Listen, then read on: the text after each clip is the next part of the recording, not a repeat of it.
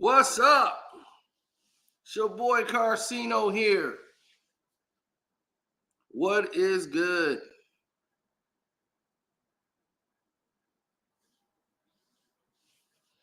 Whoa!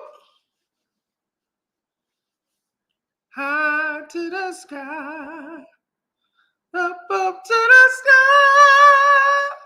sky. What is going on, good people?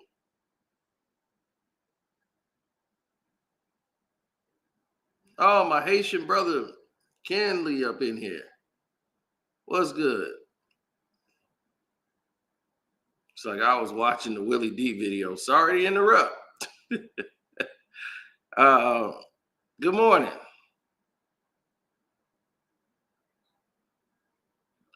Now, many of you around the world are probably hearing about what happened last night when Stephen A. Smith decided to address Jason Whitlock.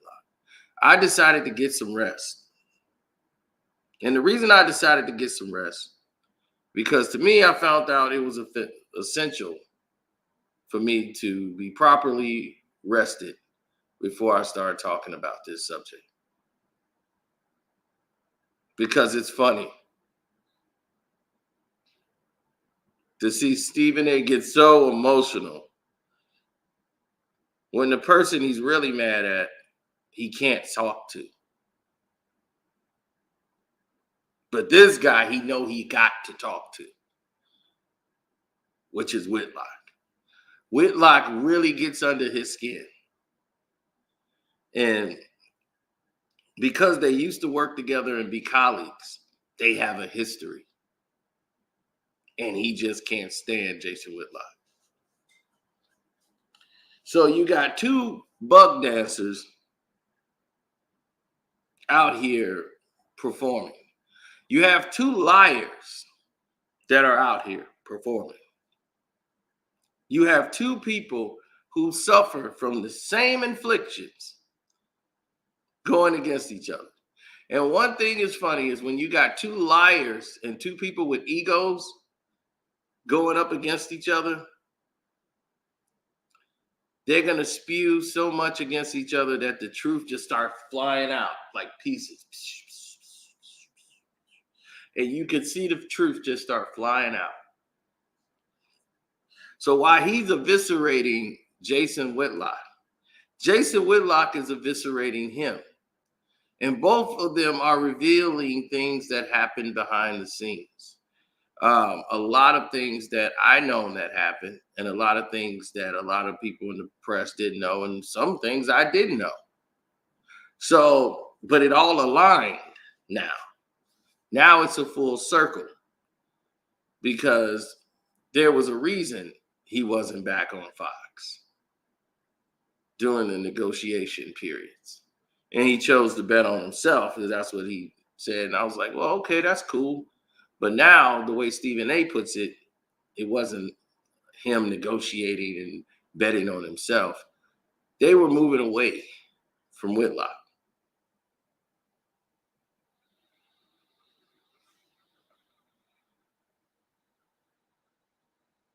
Well, a lot of this is news to people.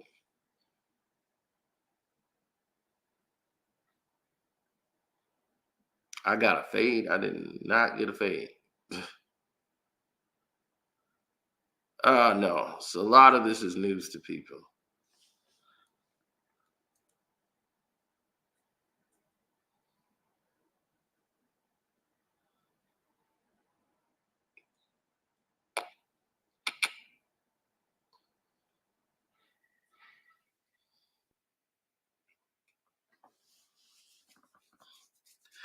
Well, you have a situation on the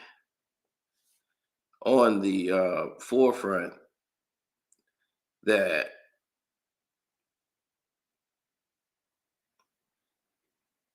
how should I put this? When Marcellus Wiley was dropping facts about Stephen A. Smith, he didn't like it. Stephen A. Smith is a contradiction.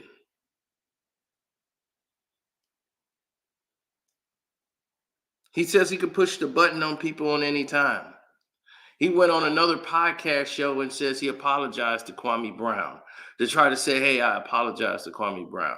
But no, when you apologize to someone, Stephen A., you do it on the platform you disrespected them on.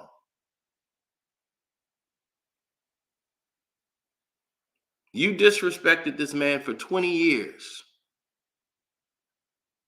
taking college tours, going to universities, dropping his name in jokes. He hadn't played in over 20, like not in 20 years, but he hadn't played ball and been retired for a long time, for I don't know how many years, but you're still using his name as a punchline. His kids are grown. Some of his kids are now grown, and you're still using his name as a punchline. So, of course, the person is just going to say enough is enough because you've been doing this for years with nobody checking you for what you've done. And the moment that person checks you, now he's wrong. He should let it go because you're ready for him to let it go. He probably would had you spoke to him like a man, had you reached out to him like a man. This is no common fan. This man played in the league. But you didn't have that respect. And you can go in front of millions of subscribers or followers or watchers or whatever on a major platform of ESPN and say that, but you can't go on ESPN, major platform,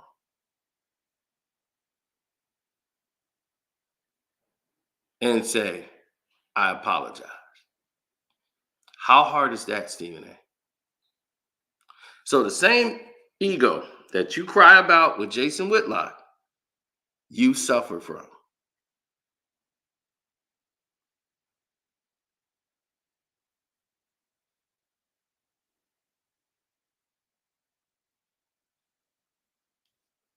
Now,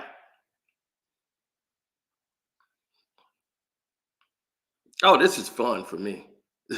This is perfect. These are two people I don't like. Two people I don't like. I don't respect them at all, not an ounce. Whitlock is worse.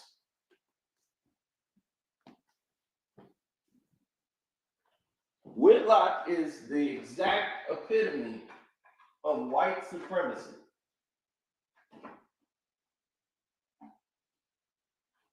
Because he don't believe any of this. He just doesn't care.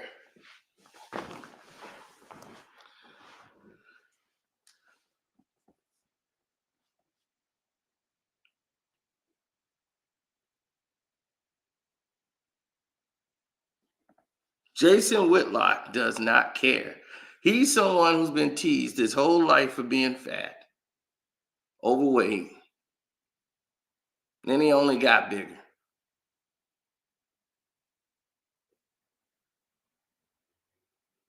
So people that look like my complexion has been teasing him his whole life for being overweight. Nobody wanted to get close to him. Nobody really his friend. And he grew this bitter, nasty personality towards people that look just like him. Well, not look like him, but have his complexion, as if it was the kid's fault.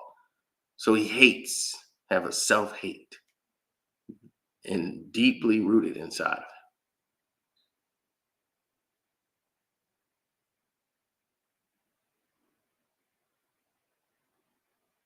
Could you imagine if these two were running for president and we had to vote?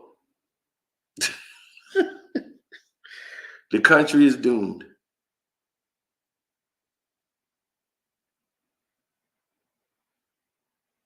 Now, when you look at the whole picture, right, and you start to say to yourself, well, okay, what are we really going to do here with this? What is the situation really like?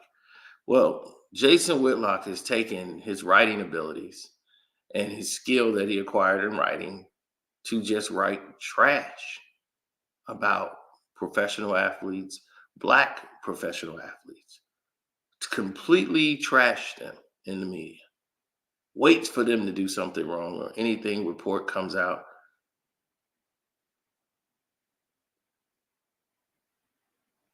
And go back and forth. Now, Stephen A. Smith said this man betrayed me. He never really goes into detail of what the betrayal really is. But he said he betrayed me, which means that he probably got in trouble for something that Whitlock actually did by doing something sneaky behind the door.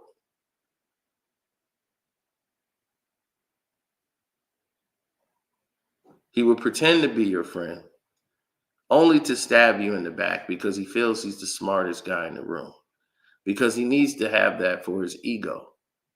Nobody would hang out with him. Nobody was really friends with him.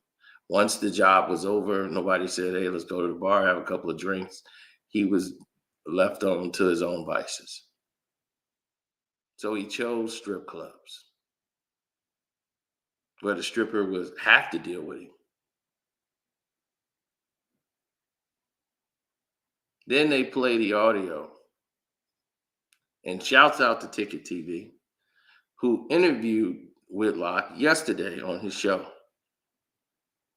and did not take it easy on Whitlock at all. Gave him all the smoke.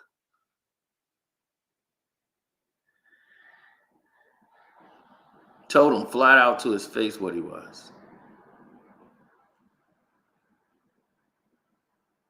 It was a thing of beauty.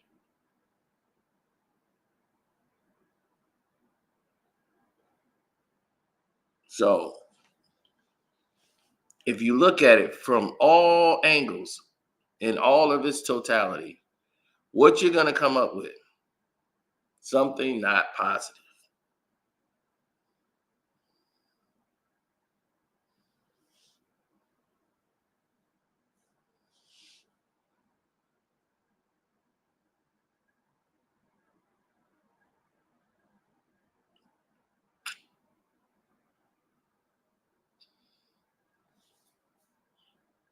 Now,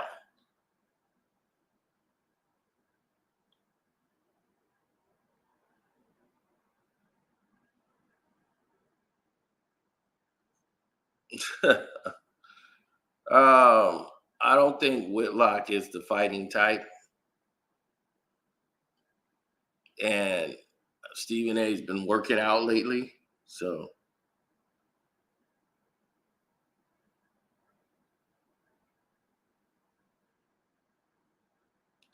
well, here's the thing.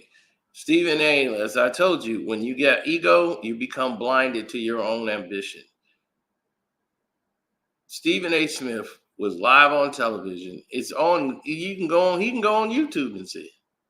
For him to sit there yesterday and say he don't remember ever using the N-word, knowing we all know that he did. It was his calling card.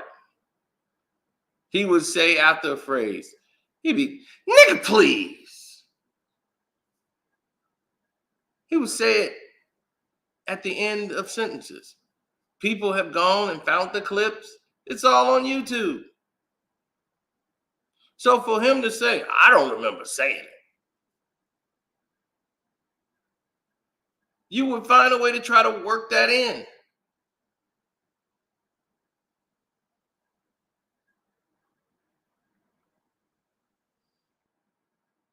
Now, to say this man is the nastiest, most vile human being you're ever gonna meet in life, and Jason Whitlock, I wouldn't say in life. I mean, you're probably 1A and you're probably one step ahead of him. That's it. But your moral practices ain't there either, Stephen A. Talking about, why would I gotta lie about playing basketball when I was a kid? Look at where I am now. Why would I have to lie? Well, there's a lot of inaccuracies in your book, Stephen A. A lot of them, which Whitlock indicated. With your friend that rolls around with you, who you claim was your teammate. who played ball with you. You didn't address that yesterday. You said he played at Winston-Salem. No one has any record of him playing for Winston-Salem. He played at another school.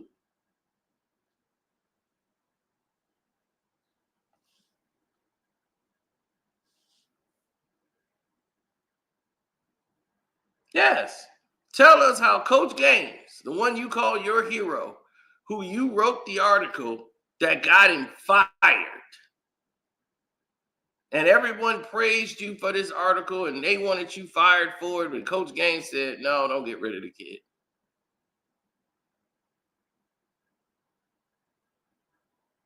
And said, oh, he stepped down because of my article. It's in your book. You've told this story millions of times, how your article is the reason Coach Gaines had to stand down. When we found out the truth, that's not factual. Stephen A. Smith has told many lies. Nothing as big as this. This is where he holds to the floor that he made it on this team on a full ride scholarship, which is a lie. He went and got hurt, said his knee was hurt, right? And they were going to get rid of his scholarship. So he ended up he's going to be out of the university. He was upset. He had to go and get an academic scholarship, saying this guy's got talent as a writer and all this. Let's give him a academic scholarship. So his scholarship changed from an athletic one to one of education for writing. But if he didn't, and then he wrote this article that he claims got the coach fired, which was not the case. They come up with a rule in college basketball because Coach Gaines wrote a book long before yours, Stephen A. He never mentions this incident that you wrote this article and this article. Coach Gaines coached for about 3 more years, Stephen A., after your alleged incident. So your article got him to step down and resign. How?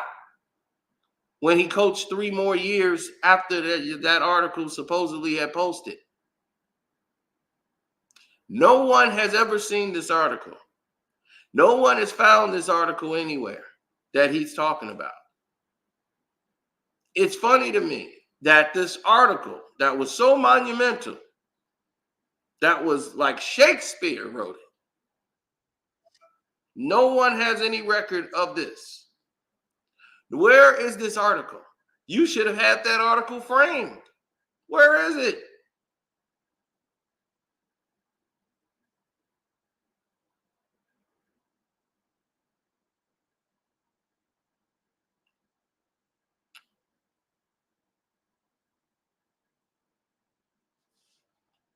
You see, Stephen A., you're a liar too. Coach Gaines was never asked to retire or step down because of your article. There was a new rule in college football that stated you couldn't coach past a certain age. They had approved it. He was approaching the age limit where they say coaches at this age have to at least step down because we can't have coaches going past 80 coaching. They're really out of touch with the younger, crowd and everything else and the stress on them. So they force you into a retirement. So that's why he resigned. His son never mentioned Stephen A. Smith. Not once. No player on the team ever acknowledged anything Stephen A. Smith has said. Not one teammate has come out and said, yeah, I remember his article and it was so monumental. Not one teammate.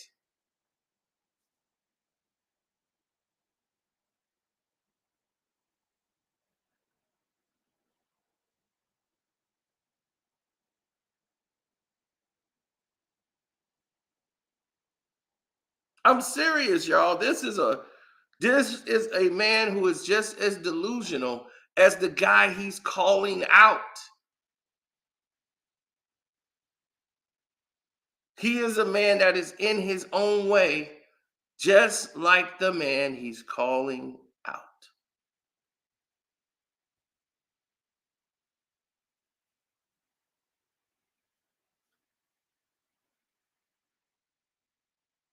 So this is no surprise to me. We've seen this behavior for him before.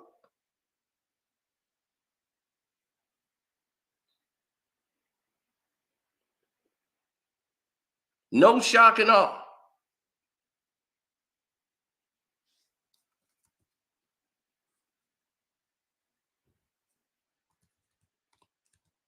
Now, Jason Whitlock, you're a hack. You've always been a hack. Everything about you is fake. You're over there with people who are right-wing conservatives or just ass kissers to men of power. Correction, white men with power. Who despise black people because of what has happened in your own life. We get it. We get it. You don't like it. Well, it is what it is. Whitlock loves to point out all the inaccuracies and criticize players for going to a strip club in these situations. Hold on.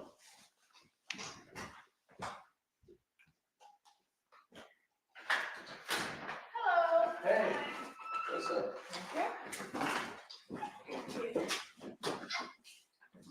Okay. Two rooms you don't have to do because you guys did them before the last time. Oh, okay. Now, the basement, yeah, you can go ahead and do the basement again. Yeah, let me know everything. I'll be able to talk.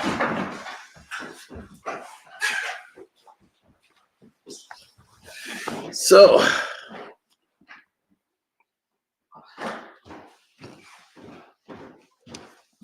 he was subservient. And everything he did was awful, was horrendous. He tore down Kyrie Irving, Deion Sanders, anybody who had anything to say. If you had any complaints,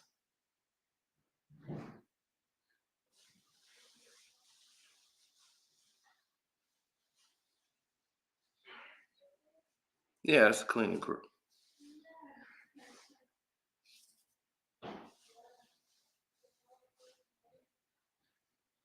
Now,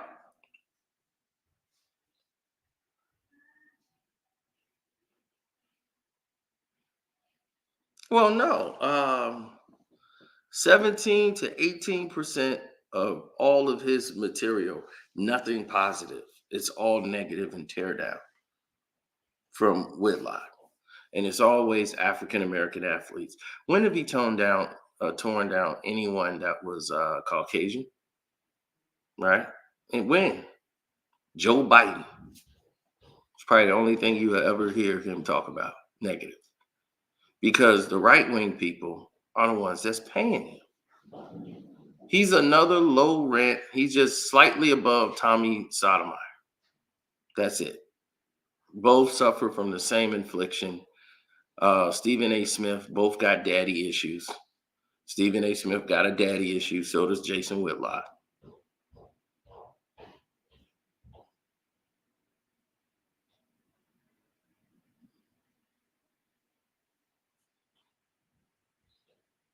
Right. When Don Imus got in trouble, who went running to his rescue? Whitlock.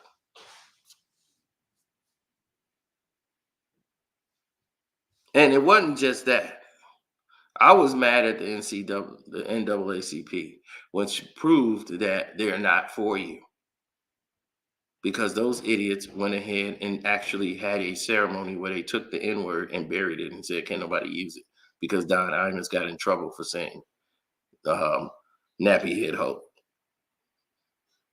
They don't, for some reason, he just said, well, what about the rappers?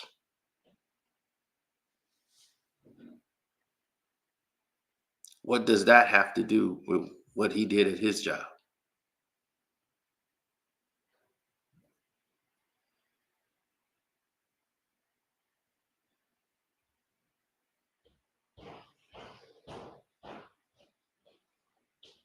Now,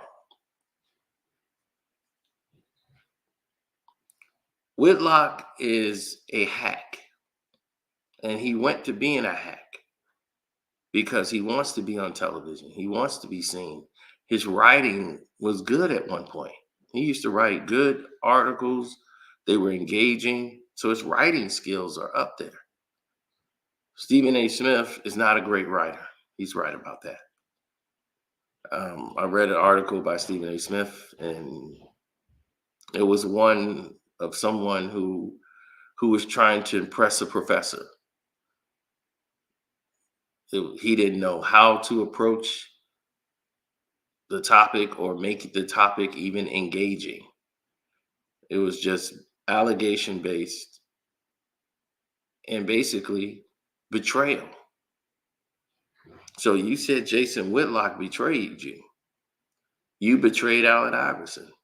You betrayed Kobe Bryant. You betrayed everybody.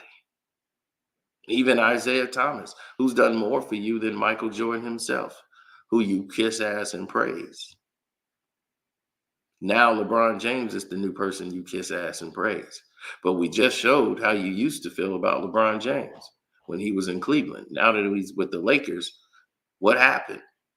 You switched your whole style. You switched everything up, and now you're praising him.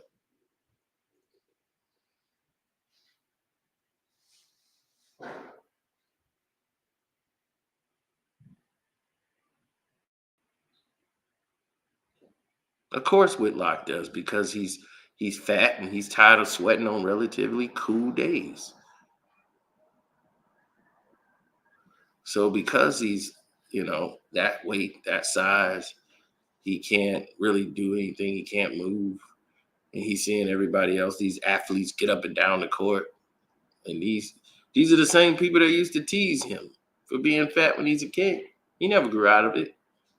This dude lost about 100 pounds, and he's still fat.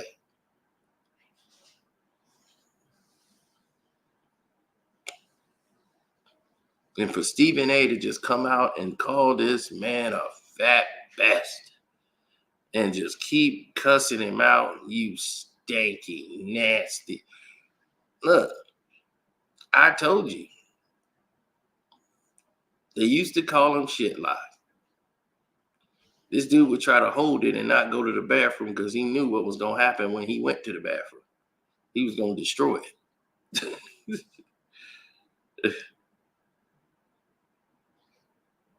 His arms are so stubby, he can't reach around to wipe. So can you imagine what the smell is like after he dropped the bomb?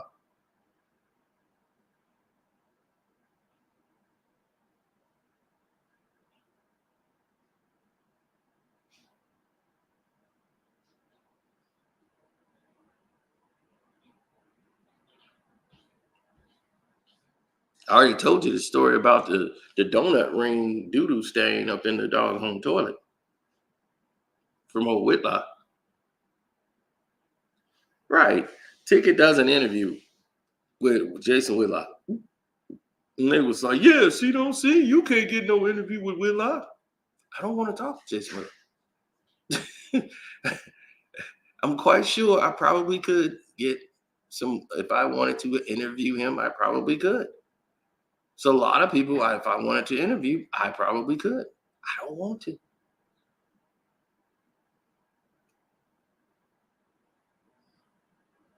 I have nothing to say to him.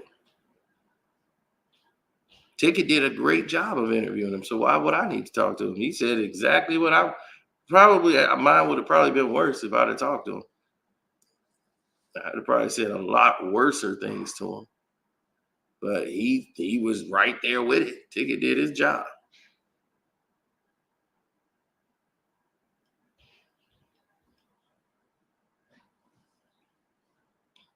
I don't like doing interviews. Never did. In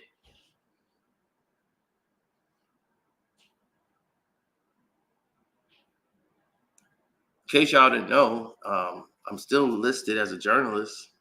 I still have my credentials. I own a boxing website. I've interviewed Floyd Mayweather. I've interviewed almost every boxer there is to name.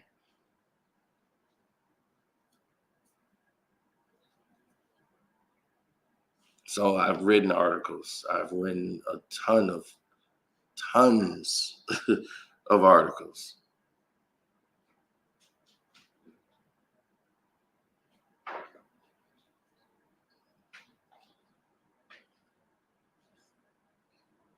I used to go to the fights, have to report on the fights, write the reports, and all of this. Now I don't have to do it. We send people to do that now. Still on the website. So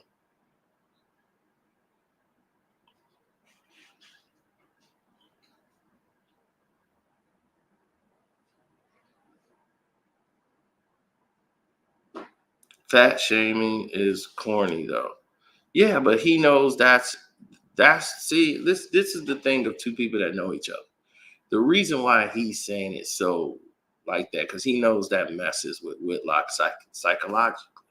He knows that. He's like, he tries to brush it off like, yeah, but I'm smart though. But that's not the case.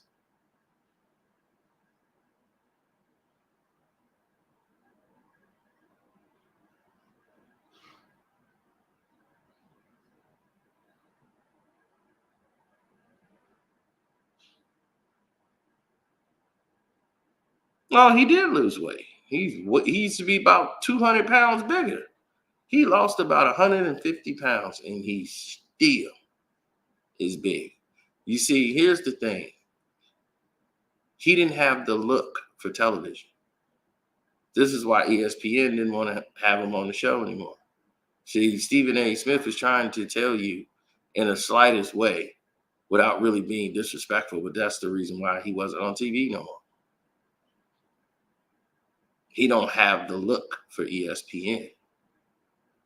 He didn't have the look for Fox. Fox gave him opportunity because he had a name. He had put himself in a position where his name was out there because he written so much controversy. And then he would keep stuff going that would keep him on Twitter and all these different things. But as I told you, this dude was in strip clubs. Then he was bragging about how once he got to the hotel room, the girl offered him to ask for $1,000. I'm like, did you look at yourself in that strip club?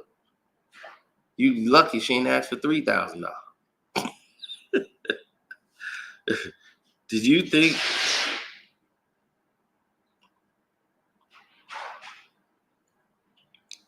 Well, here's the thing. It's about a look for television. Kendrick Perkins is the only reason he's hired there is because LeBron put him there.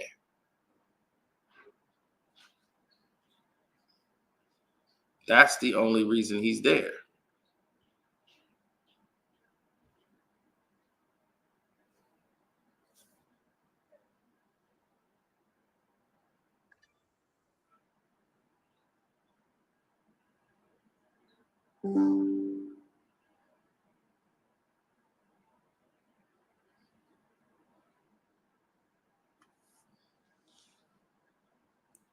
Well, here's the thing.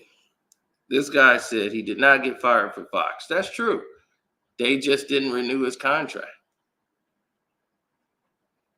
He didn't like they gave him a low ball offer, so he can never say they didn't offer him a deal.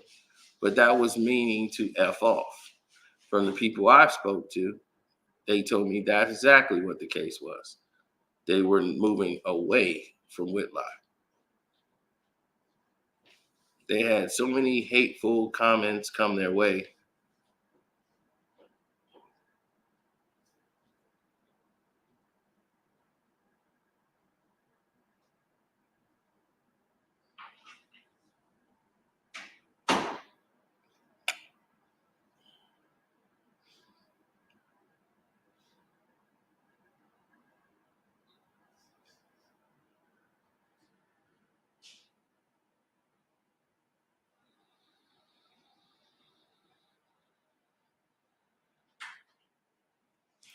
That's another false narrative, Mr. Midas Touch.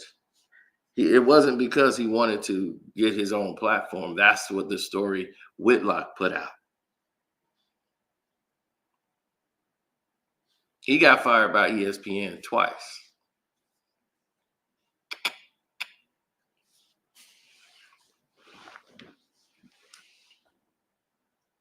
Then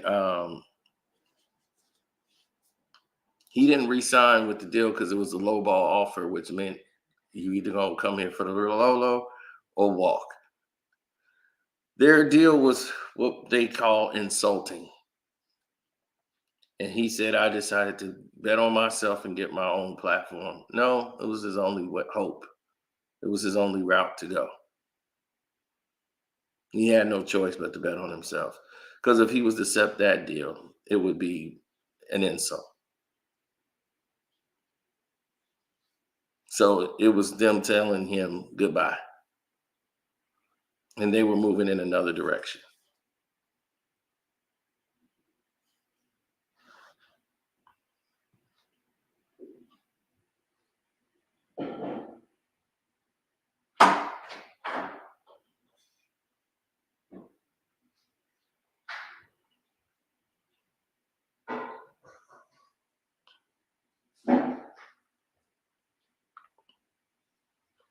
Yeah, well, the narratives always changed when it came to him because the simple matter is Stephen A. Smith is, like I said, also just like a Whitlock, liars.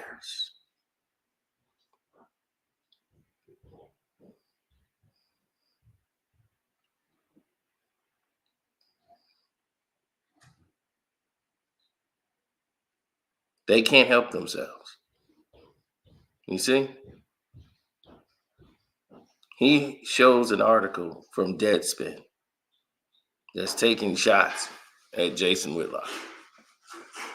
He had his team that he hires to go dig up everything they can on Whitlock. Him putting microphones under the door to try to listen on people, plagiarizing things.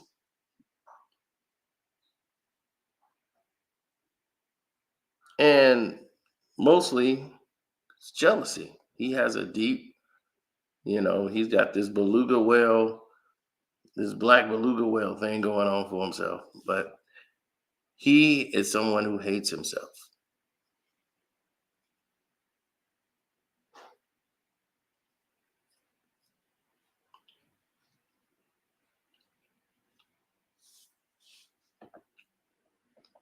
So it's like two pigs fighting in slop.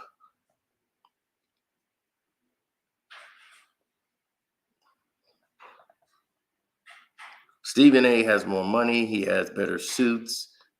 He's he's got a better makeup crew. He's getting a pedicure, manicure, but they're both subservients.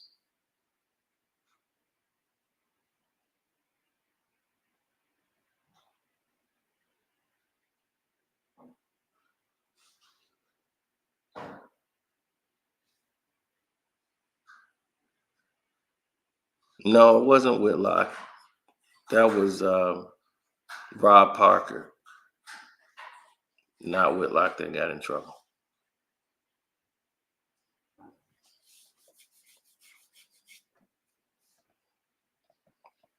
And that was ESPN.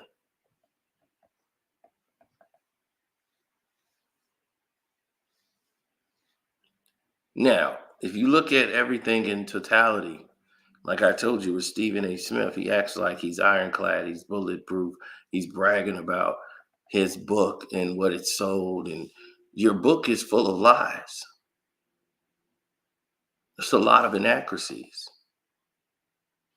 For the first time, he mentioned for a half a second his white grandmother, which he never talked about until the Stephen A. Smith show.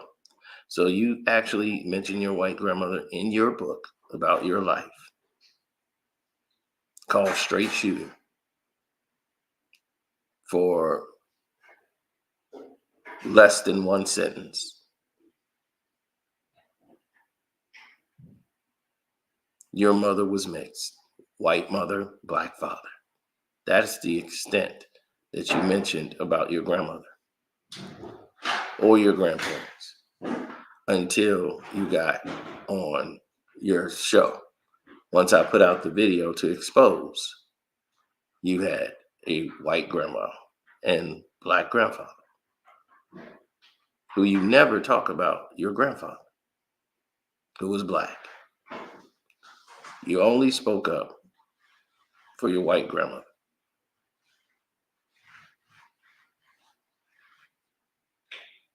Why is that?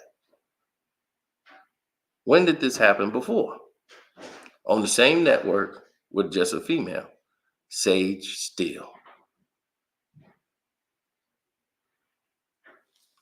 And talked about how wonderful and brave the mother was. But what about the father?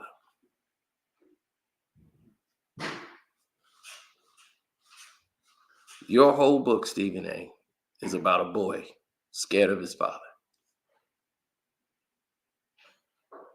For all those years growing up afraid of your father and hating your father for being himself. And you trying to prove something to him. Even today, your mother's passing away.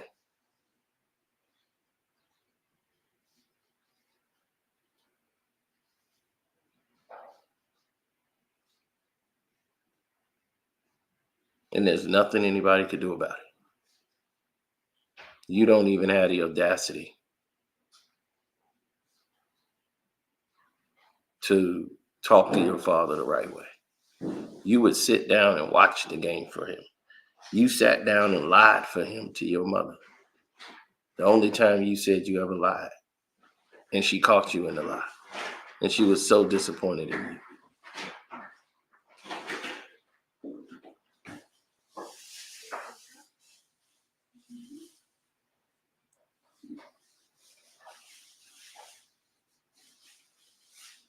Why were you lying? That was the case. You told about 15 lies in that book. All of a sudden, you hit 20, 33s in your workout, in your shoot around or whatever, scrimmage. So at the time you claimed that you were doing this, they were going to the conference finals and decided to give you a scholarship near the end of their season. It does not make any sense that it happened this way. Then you claimed you went to JUMCO, right? So he went to JUMCO, played at the Fashion Institute, right? The Fashion Institute. Cannot make this up.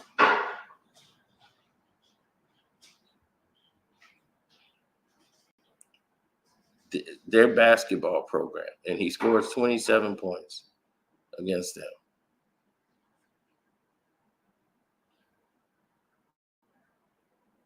But yet, you do the same thing Whitlock did. You go right on TV and eviscerate African American athletes. We just saw what you did. We just saw it.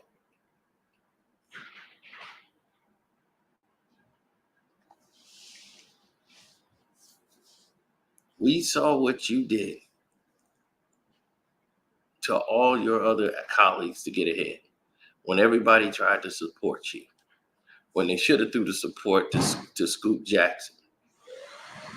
But we didn't throw the support to Scoop. We gave the support to you.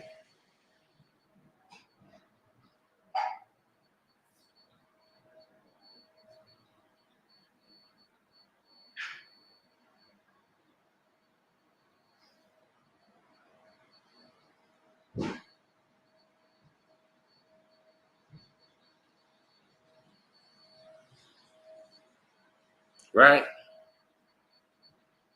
You honored your white grandma, but not black granddaddy.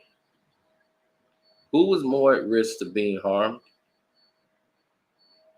They'll punish her, Probably smack her around, send her home. What's going to happen to him? Who took more of the risk? But yet, you praise her for being brave. Sage still, right?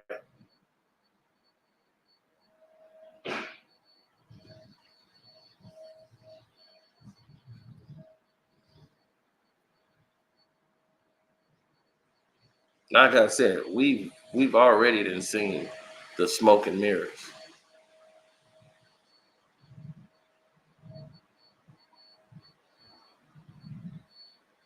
It had a good program. You must be out of your mind if you really believe that. Now, Stephen A. Smith, who admits he couldn't play on his high school team, right? He made it in his junior year to play on the team.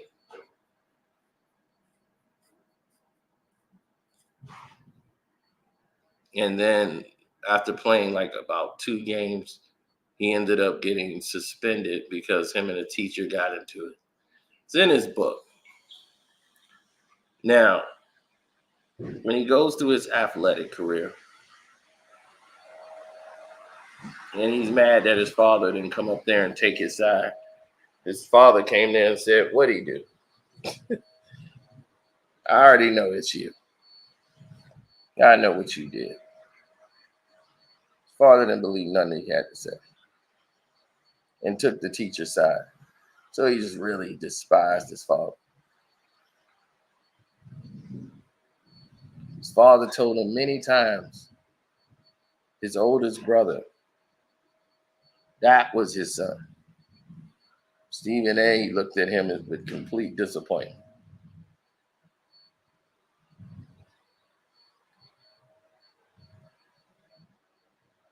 So he has daddy issues, huge daddy issues. That even though daddy is gone, dead and gone now, that's the only way he could write this book. He knew he couldn't write this book if dad was alive.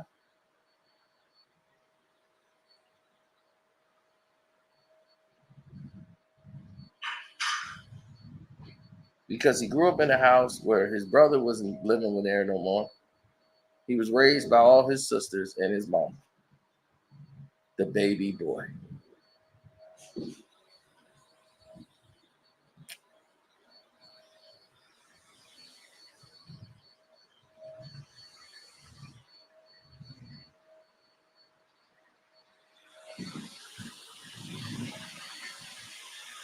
Well, we're talking about when Stephen A. went there.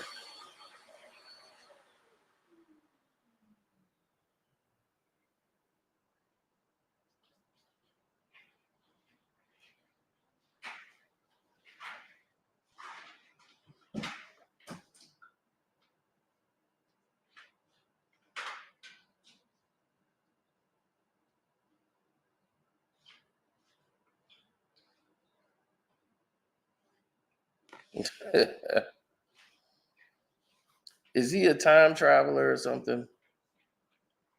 What did he do? He didn't do anything, in my opinion.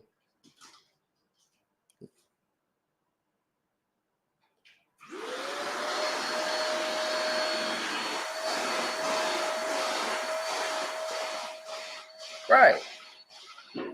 His disdain for Kyrie Irving proved that. The Kyrie Irving incident, right then and there, should have told everybody what they needed to know.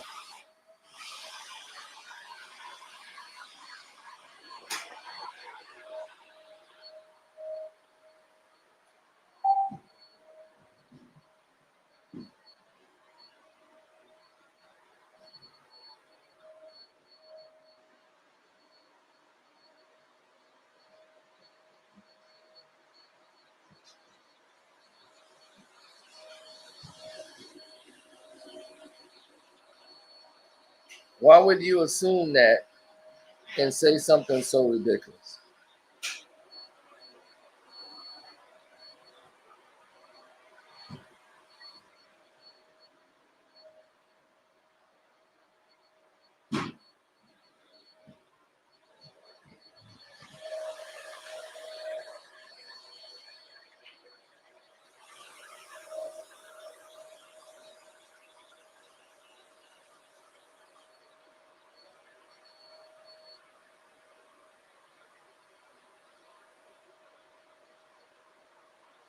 He said, Cena is good, but will never take his take on people he don't like because it's biased. I disagree with Stephen A. about things, but got to be objective when you give a point of view. Objective is one thing. Maliciously attacking people is another. So you think it's objective, right? In his take with Kyrie Irving?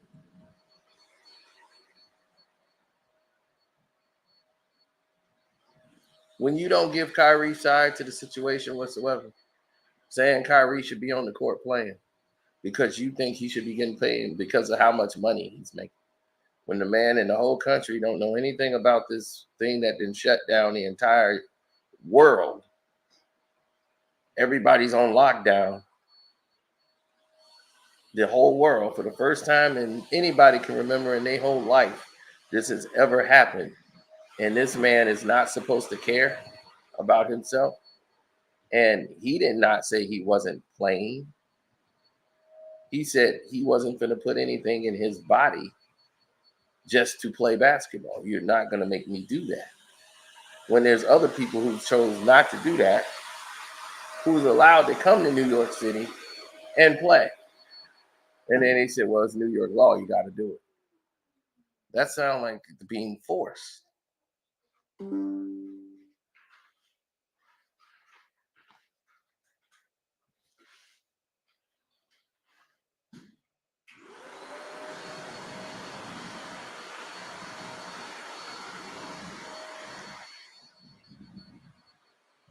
They're both the same.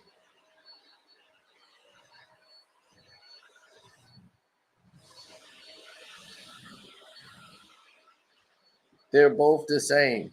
That's why I said it's like the funniest thing ever. You got two doggone buck dancers going at it, fighting with each other. And Stephen A. another thing with his ego. Swear up and down he's right. And we're sitting there laughing at him because we know how crazy it sounds. But it's like, we got the receipts on you, buddy. What are you talking about? If we asked you to explain these things, that was the only picture of him on Winston-Salem. That was in the Ram in 1989. He showed up there. He never made it to a game. Never played in a game for Winston-Salem. And you were able to keep your contract because of how well you could write, huh? That's Coach Gaines right there and his son, right? Remember I just told you about Coach Gaines and what Coach Gaines said.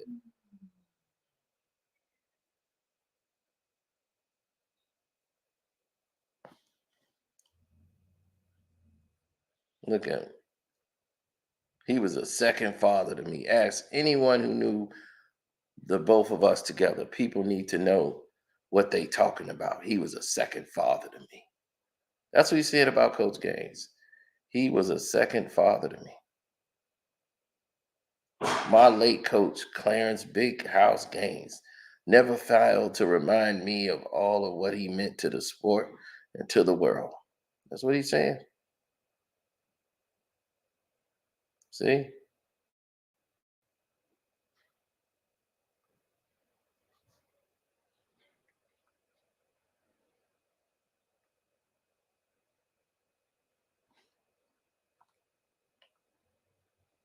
Yep. Now look, it's going to get him more interesting. Let's go ahead and bust him out even further.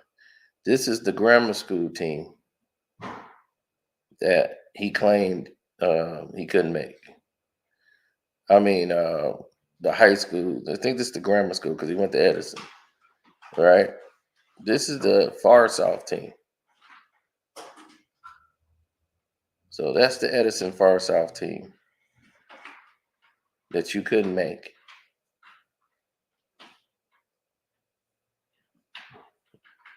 Coach names don't add up. This is the varsity team that you couldn't make. So These are the guys you couldn't compete against for 2-3 years. You finally make it in like what, your senior year or something, to play in what, 2-3 games. This is your team. You couldn't get past Stephen A. That's the team you couldn't make. The whole school was like that. It was probably maybe 7 in the entire school. He went to Edison because his mother wanted him to get a trade, learn a trade. So that is a trade school.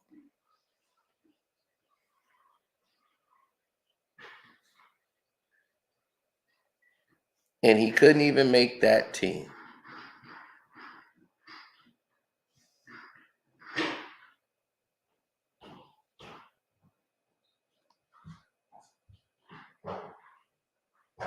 So Stephen A. is a complete liar. This story about him and his doggone ego of recreating his whole life story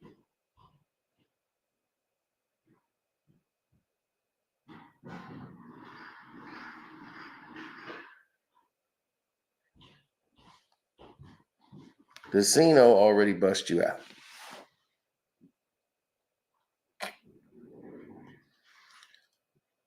This magical, mystic, miracle article that you supposedly written, where is it? Where is it framed?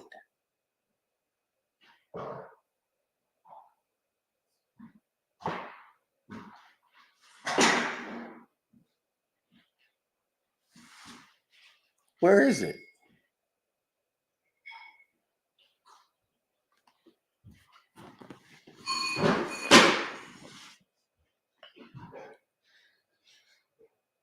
I don't see it.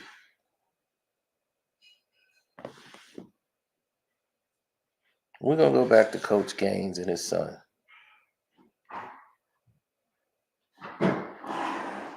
Because his son doesn't mention you. Nobody mentions you, but you were like a son to him. You weren't at his funeral. You didn't send any money to the family.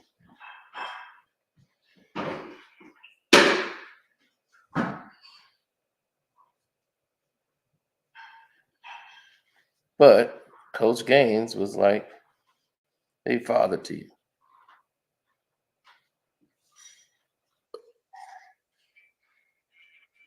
No assistant coach said nothing about the coach. None of the players said anything about the coach. Only Stephen A. Smith. Cool. You would think he would save an article like that, right? That's Coach Gaines and his son.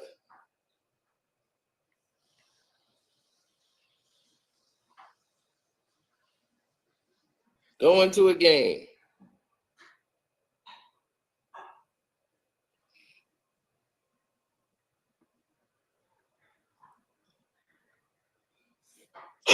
Nobody has backed up Stephen A's story. Nobody. No assistant coach said nothing about the coach. None of the players said anything about the coach. Only Stephen A. Smith. Only Stephen A. Smith.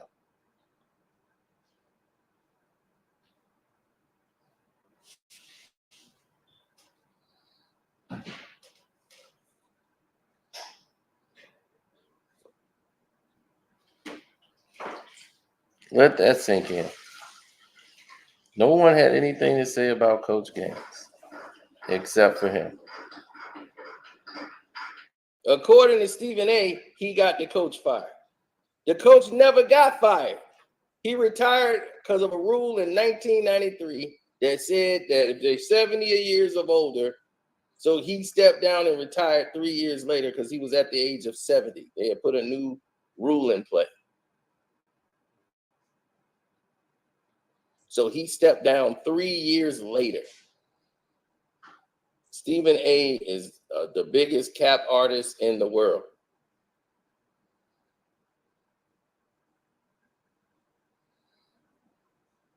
He was doing just what he's doing now, being a hack.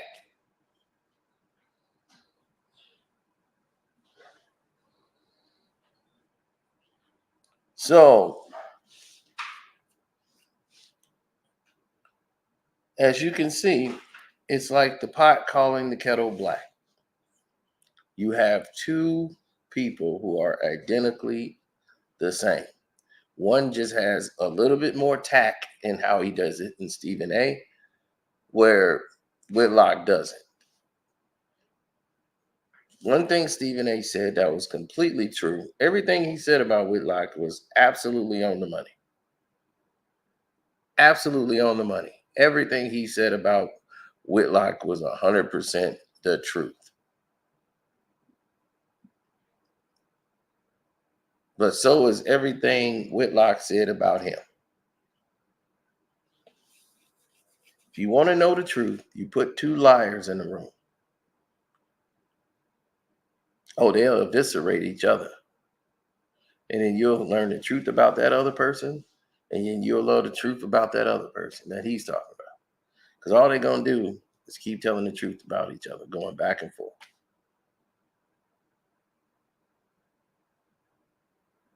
He's like, the winner is Unc.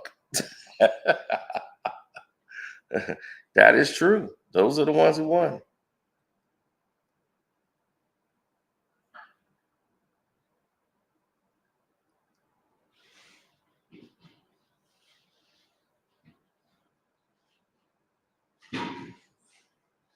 I know Winston-Salem in Coach Gaines' own book, he talked about how they didn't have money at the university to get the players that he even wanted. So they weren't going around giving out full ride scholarships to players. Only maybe one or two will get full ride scholarships. Stephen A. Smith, not a walking on in a scrimmage, is going to get a full ride scholarship. Even in Stephen A.'s only book, once he was hurt from a practice, tore his kneecap up or whatever, and he's like walking around on crutches, and he ended up getting an academic scholarship based on his things he was doing in school with his work, and they felt like, oh, he's got a future here. Let's let him go ahead and and stay at the university. But he wrote this article telling the coach the coach was slipping and he wasn't doing what he's supposed to do. Coach Gaines, he thanked him for his honesty. None of this is in the coach's book.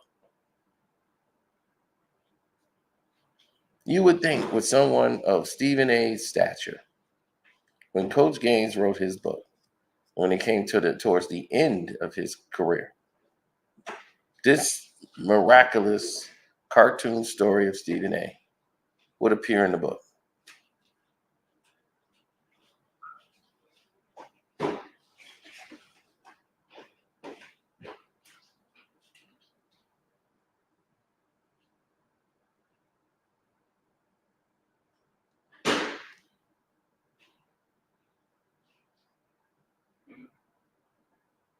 About Stephen A., he lied about nothing.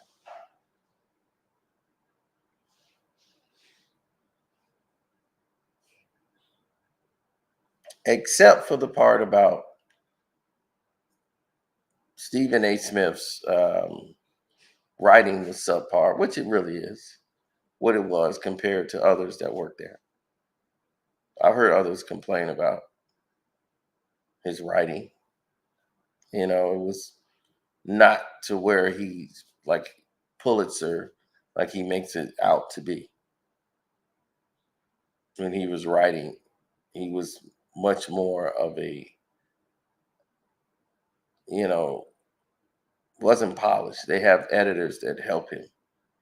And,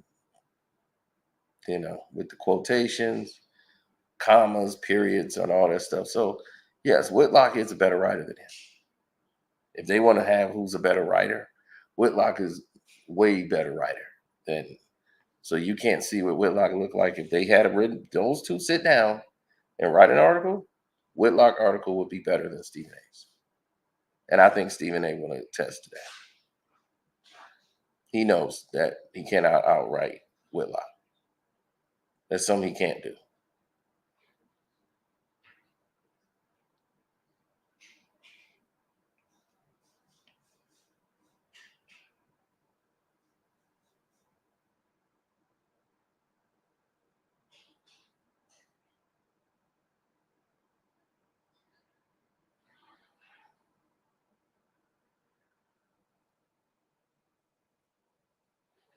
So, as I just told you, the coach had to step down because of a rule in 1993 saying coaches over the age of 70 were going to have to retire.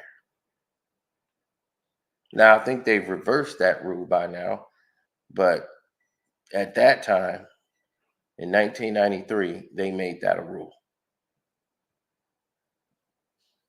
And they were going to enforce it. And Coach Gaines had to step down. This is 3 years after the rumored letter from Stephen A. Smith.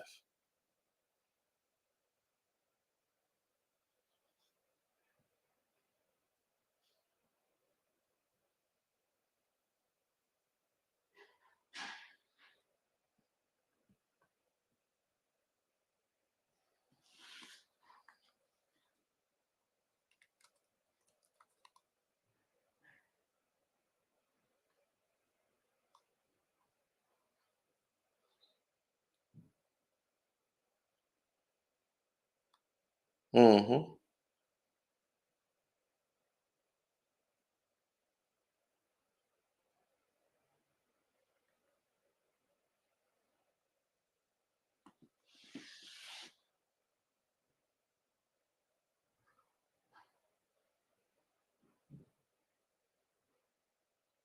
Stephen A. high school years was 1982 to 1986. He went to Thomas Edison High School, which is a trade school. There-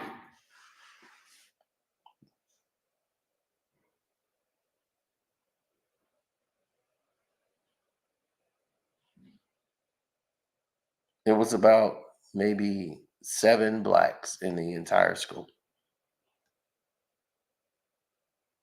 Stephen A. narrative is that he grew up in a poverty-stricken neighborhood, which is true. But if you look at this school, in Thomas Edison High School, which was out of his school district, they didn't in 1984, right? They had not a single black person in their senior class. It was 100% white. And it's odd that he never mentioned this when he brings up race in all of his conversations. But he never mentioned this until the book. He did say one in the book and one down. And he tried to use that as an angle of saying why he wasn't on the team. I don't care what the school is or how prejudiced. If you good, you're on the team. You can help the team win. They ain't finna sit you. You wasn't good enough.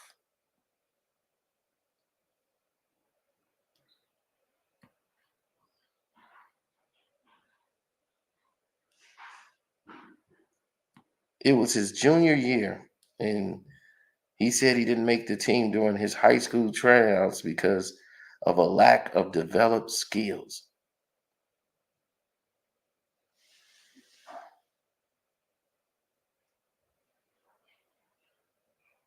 But claimed he got in a fight with a player who challenged him during the trials. He said, I got in a fight and I didn't get a chance to showcase my stuff.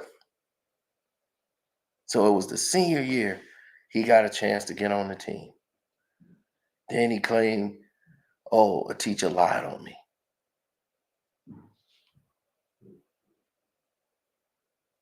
Mr. B. Mr. B gave me a bad grade and I would yelled.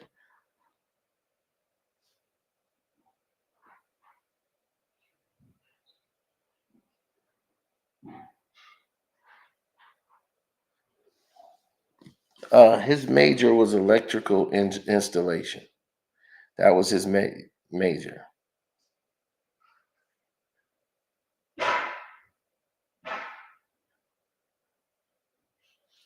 Then he says he went to FIT, which is Junco, the Fashion Institute of Technology.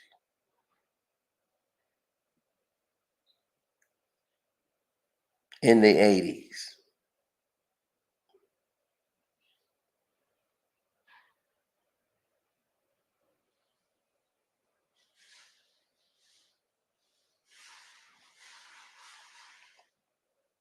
Yeah, it's terrible.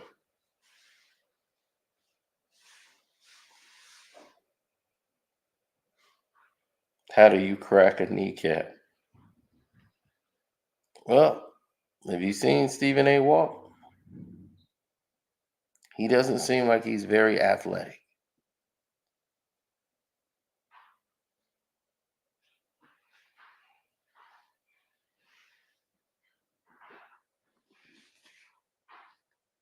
He looked like a peacock or ostrich with those legs of his. It looks terrible.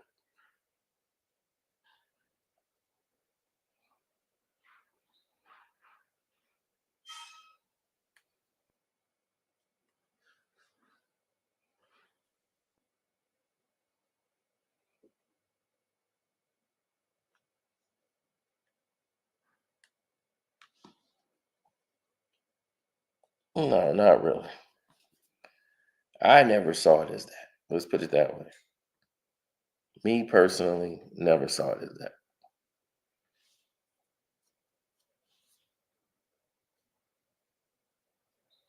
Mm,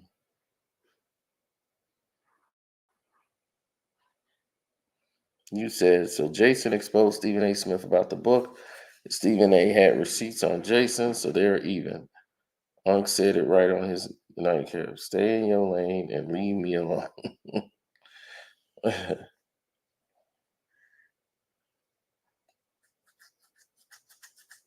But see, that is his lane. His lane is talking about other colleagues who do what he do. That's what Whitlock does.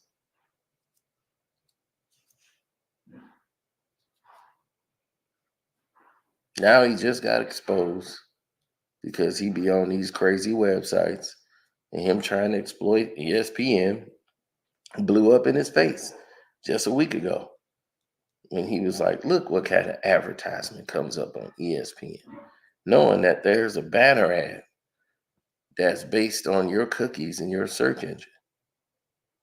So that's on him. And rather take the onus to it, he gonna flip it. Oh, I gotta research this stuff about all these other people. This ain't for me. Yeah, of course it is. You gonna have to pay for people to be around you. Nobody gonna want to be around you.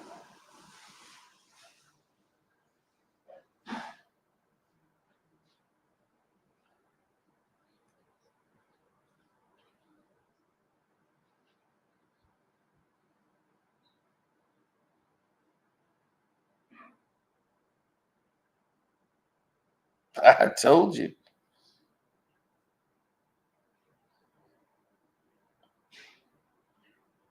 These people are insane. Of course. Ego is something else. This guy went on his show, held up a picture of Whitlock.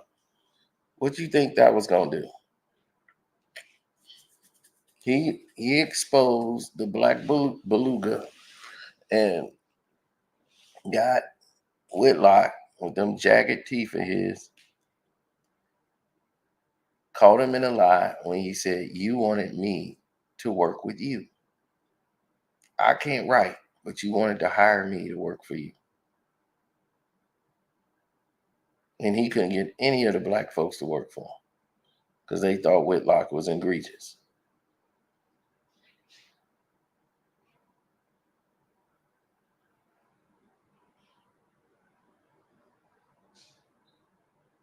They thought he was just absolutely disgusting and didn't want to work with him. So he got Mike Weiss, which is true. Mike Weiss worked with him,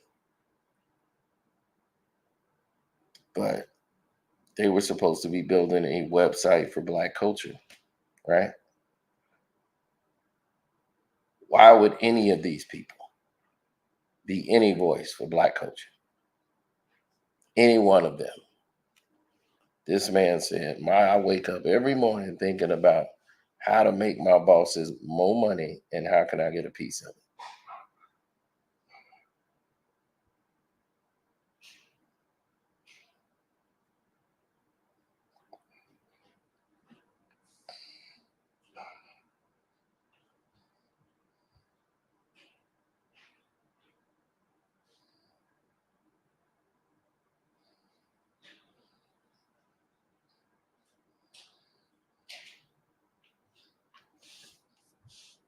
Yeah, it's insane.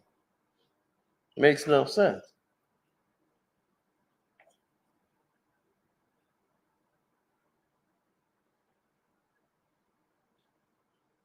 I've never had that mentality in my life. Care what my boss got, as long as he give me mine. And if he didn't, that was a problem, a very big problem.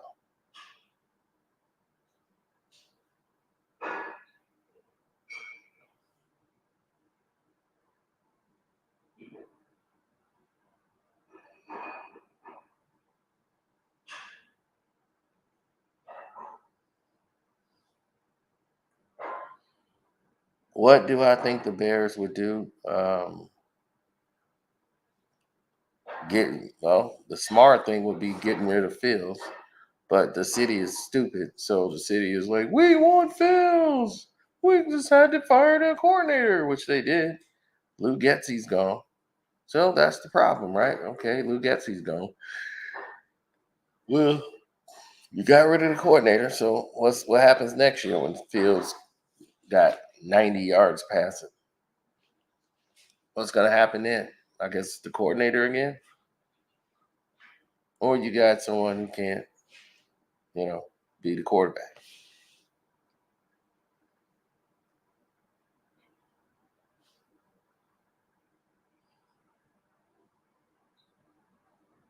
He said the black what?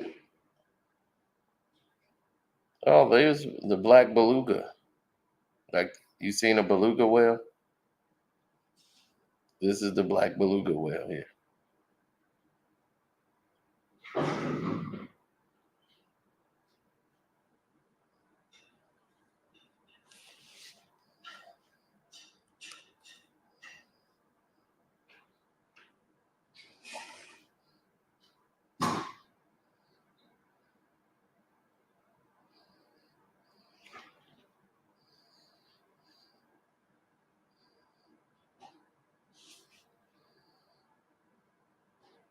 You see?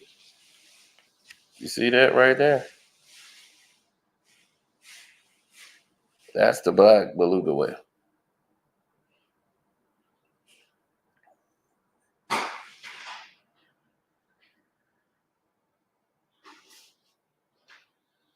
See?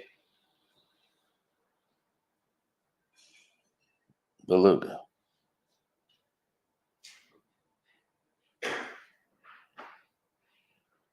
Beluga.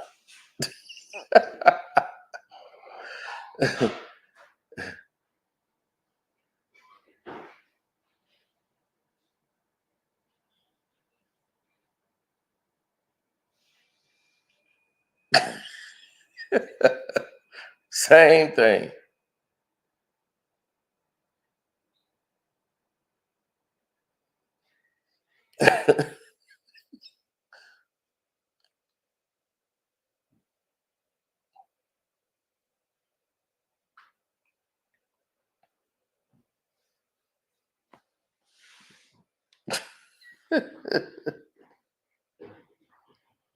So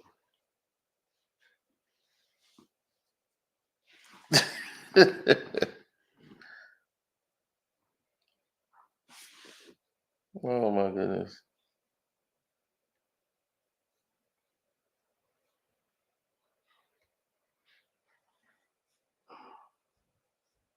I was like, what happened?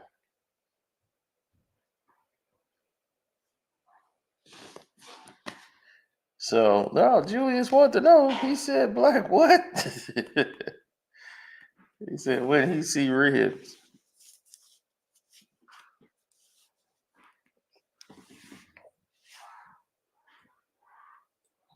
Dr. Snapping Turtle decided to chime in on this too. Oh man, I forgot about the blind snapping turtle.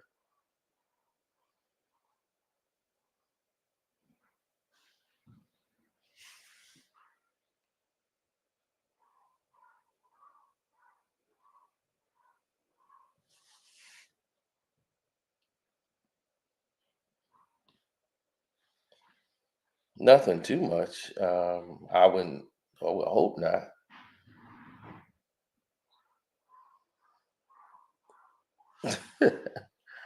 No, we pointed out all of these lies, but mostly on Stephen A. Each one is talking about each other, but refusing to accept anything about themselves. Have you noticed that? Stephen A talked about his book and how truthful it was when we just sat here and told you that major part and major key of what made him stand out as a writer that he tells everybody else is not corroborated by any of his teammates. Not one.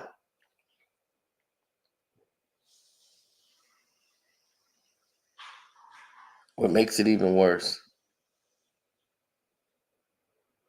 is that none of them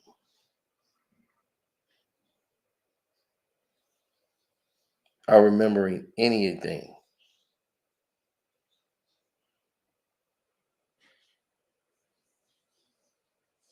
But let's go with Harold Kidd. Harold Kidd was supposed to be his best friend, right? Who went and played at Winston-Salem. Now, he had a close connection with Harold Kidd, and they had a background under Coach Gaines and everything else. Now, despite the significant age gap of 16 years being between them, Harold Kidd played in 1974. Stephen A. being 20 and Harold was 36 at the time. Their bond was strong as Harold happened to be the boyfriend of Stephen A.'s best friend's sister. So Kit, who was a seasoned basketball player with a formidable presence, he invited Stephen A. to a local park in Queens for a one-on-one basketball game. And Stephen A., who's 5'9", 130, displayed remarkable skills on the court, leaving Kit and so impressed that he sees Stephen A.'s potential. He said, "You know what? I'm going to make an offer. I'm going to take you down to Winston-Salem for a tryout."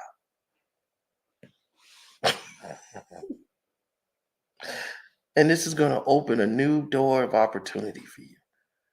And this changed my life forever.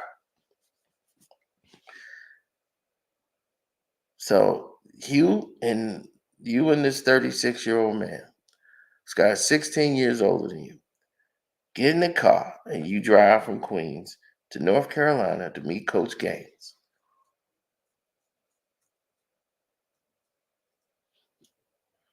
Now, Coach Gaines had 6 to 12 days before the season wrapped, but he made time for Stephen A. though. So they're getting ready for their conference title games, right? So that's what they're focused on.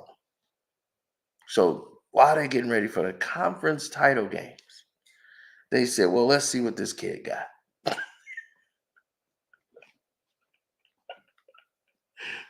"What's your name, son?" "Stephen A." "Let's see what this kid got." Now, anybody who played college ball out there, I would love for y'all to chime in on this.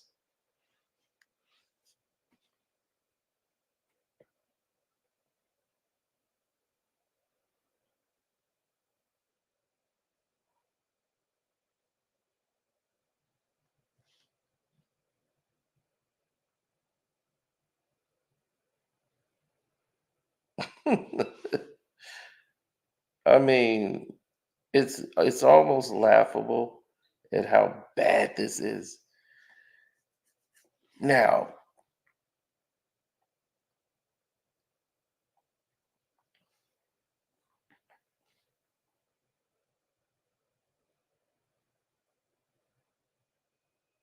Stephen A., who had just recently left the Fashion Institute of Technology, where he went to college, a junior college. He couldn't cut it on the Fashion Institute of Technology, who remembered him from a game they played where he claimed he scored 27 points when he played in his senior year with Thomas Edison High School. He was the only black guy on the all-white team, playing against a bunch of people who are into fashion. And he got to that college and couldn't cut it. He was on that team, rode the bench, and said the coach didn't like him. Sounds familiar, doesn't it? So now he's coming to Winston-Salem. Now in this tryout, he claims he hit 17 consecutive three-point shots and had a staggering 51 points. In a scrimmage, who's counting points? But he claims he has 51 and he hit 17 straight threes. And however, he defied expectations and had such an outstanding performance that the magnitude of this achievement got him on the team. He hit more than Klay Thompson, Steph Curry. According to Stephen A., he couldn't miss.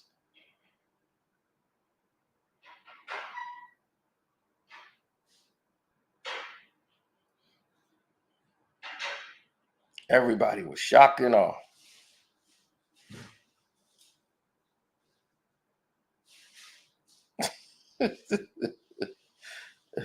Now, can you believe any of this? Anybody who's ever played college ball in their life, have you ever heard such a just ludicrous story? Now, Stephen A. cemented his status as a standout player with an incredible mark on a memorable trial. One of his most impressive performances ever done by anyone who has played the game in high school. Then he said, Coach Gaines said, "See you in August, son. Stephen A. has just received a full scholarship." Well, during the periods between February and February, there's a noticeable gap in his narratives, right? It had a bunch of questions that needed to be answered. It still remains unclear whether he continued his studies at FIT, at the Fashion Institute of Technology, during that time. Did he opt to remain enrolled in classes and decide to pursue a different path altogether? Did he dedicate himself to intense training sessions, focusing on building muscle or strength, in the anticipation of joining a Division II college? So it's September of 1988. Stephen A. arrives. Coach Gaines is on the steps, greets him, and registers him. Inspired to be like Coach Gaines, he said, and the coach is embodying everything he wanted to be. They instantly built a close friendship. Stephen A. basically lived in his office. They would talk every day, right? According to Stephen A. All the players would practice and lead a gym, but Stephen A. was smart. He never once did that. He stayed to learn from Coach Gaines. He would have high-level meetings in his office. Stephen A. was never asked to leave. He was like a fly on the wall. They talked, I listened. He once got to sit up for a meeting with Earl Monroe and Coach Gaines. He was mentoring me, very close. Every day on this forgiven streets, I guess this is the unforgiven streets. Gaines would tell me that I have a shot at achieving big things in life. Benefit this university, the Black community, and society as a whole.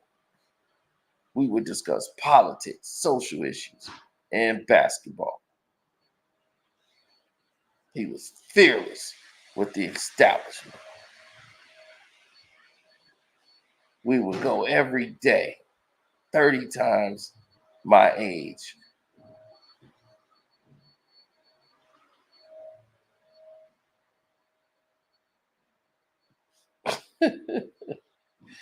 Oh my God. So Stephen A paints this lion ass picture, right? And not only is it sound like a lie, it's just so drawn out and so ridiculous that it doesn't make any sense whatsoever.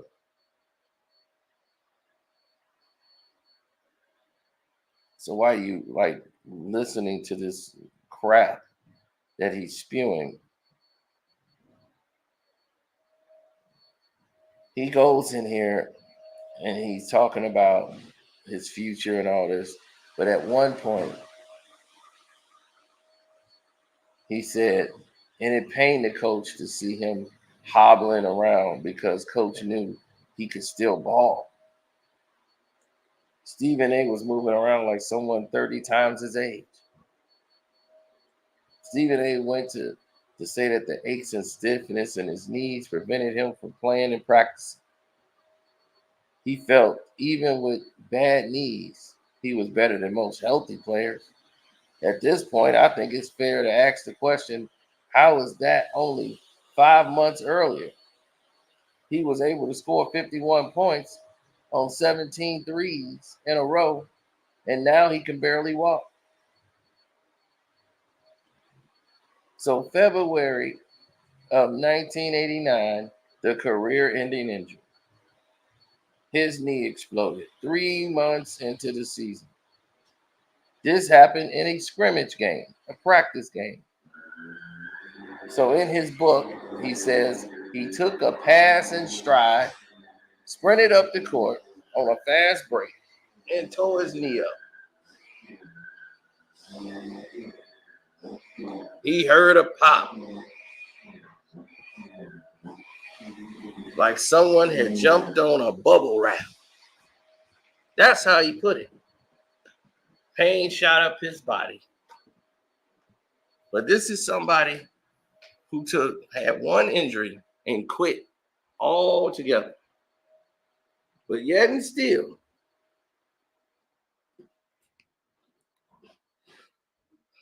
after having one injury and quitting altogether,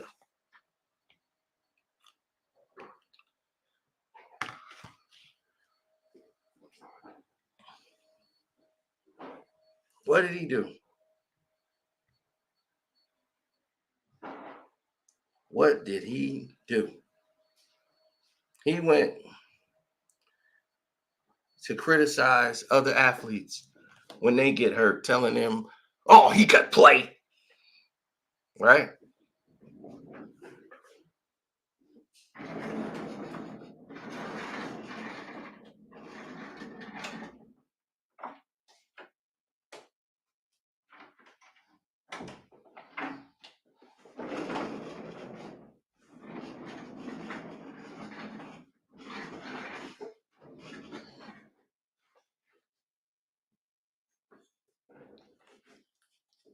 Right. He could play. Kyrie Irving, Kawhi Leonard, he questions their injuries. But here's a guy who said, oh, the pain shot up my body. It popped my knee, swollen 3 times its normal size, like a balloon ready to bust. How was I standing tall? I had cracked my right patella, a fracture in the kneecap.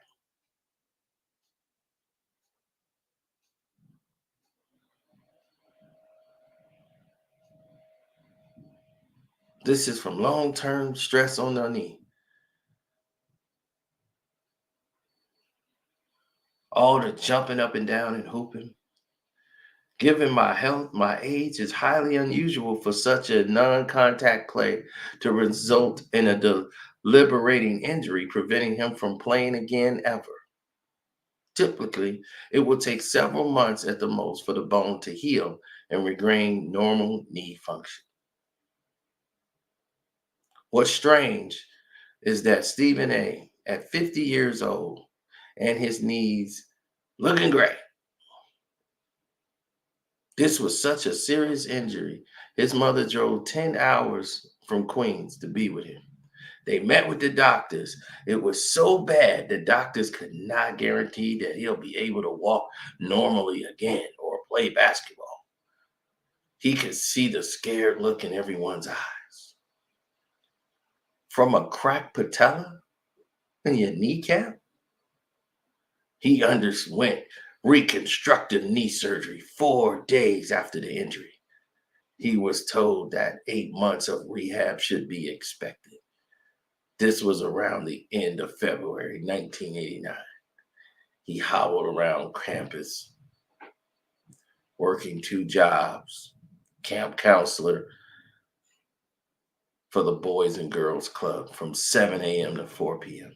The night shift, loading and unloading 18-wheelers for roadway trucking. His knees were somehow good enough to be on his feet all day as a camp counselor, then strong enough all night to unload 18-wheelers? This don't make no damn sense. Now, we are all real people here. Where does that make sense?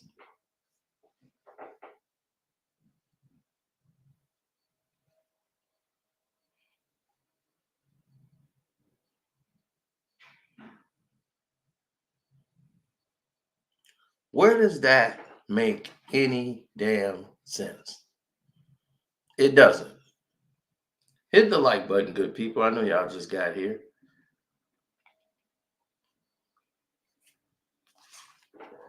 Now that we've gone over that, that just doesn't make any sense. Let's get to the new standard here and the new standpoint that we're talking about.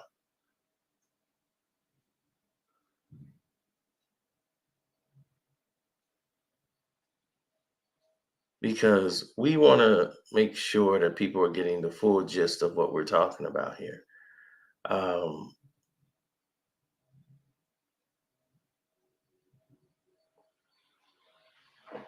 What's up? It's your boy Carcino, man.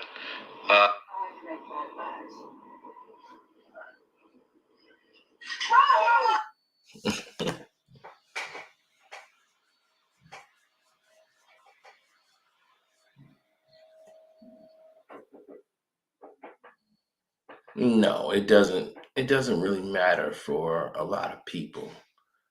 But for me, I can see the difference in situations as they present themselves. Um, it was quite unlikely that this story would make any sense because of what it was faced with and what it was based on.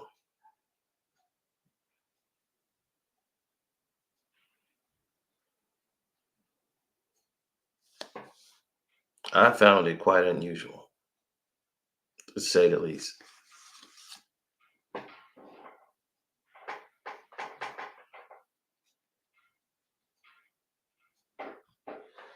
Now, you've heard all this story here, and so far you're hearing how stupid this sounds.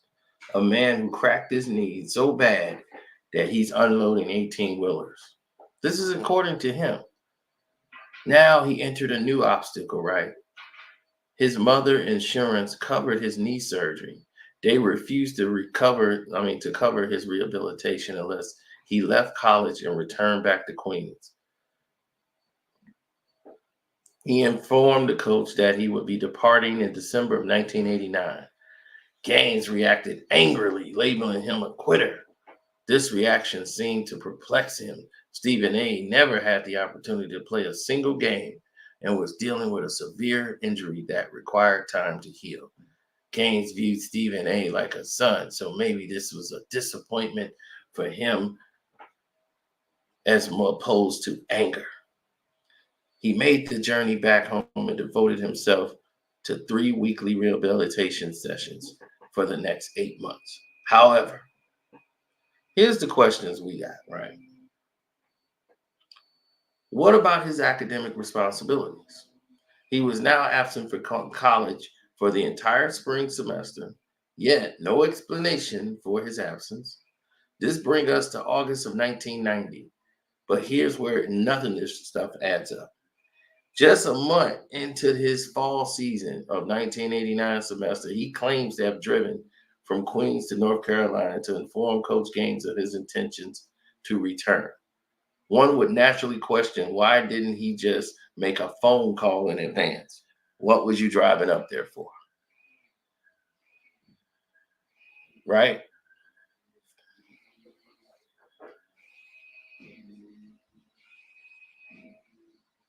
He informed Gaines, right, in December of 1989 that he was going to undergo knee rehabilitation in New York for 8 months.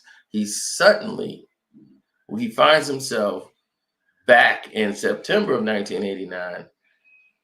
So I'm like, wait a minute. Let me get this straight. In December of 1989, you informed Gaines that your plans to undergo knee rehabilitation in New York for 8 months. But yet, suddenly, we find ourselves back in September 1989. So now you're a time traveler? What the hell are you talking about? So Stephen A. has become a time traveler. He informed somebody in 1989 and got in his goddamn DeLorean and went back to September of 1989. Oh God. I can't make this up. I can't make this up. So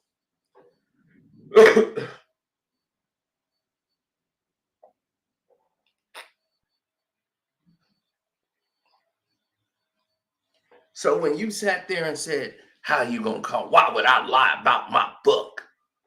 That's how you said it. Why would you lie about your basketball career? Yeah, that's a very good question. Why would you lie about this? Why? It's because you want to sit at the big boy table and say you were a baller too. This gives you a right. You know what you're talking about. Whitlock was right when he said things. You know a very little bit about sports. You know very little about the NFL. You know very little about baseball. You know very little about any of these sports and very little about basketball. You know almost nothing. You're a hack. And you've been frauding all this time. As you said in your own book, you're a con artist. You're a dumb. Anybody fell in the 3rd and 4th grade over and over again, there's a problem.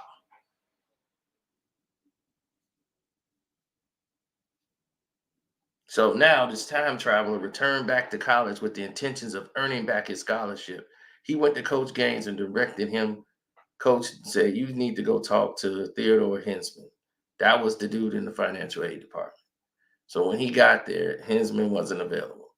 So Stephen A. spent 6 hours waiting in the car, curiously, as he didn't consider utilizing this time for any other productive activities. He sat in his car and waited for the guy for 6 hours, according to Stephen A. Smith's logic. Eventually, he managed to secure a meeting with Hensman, right?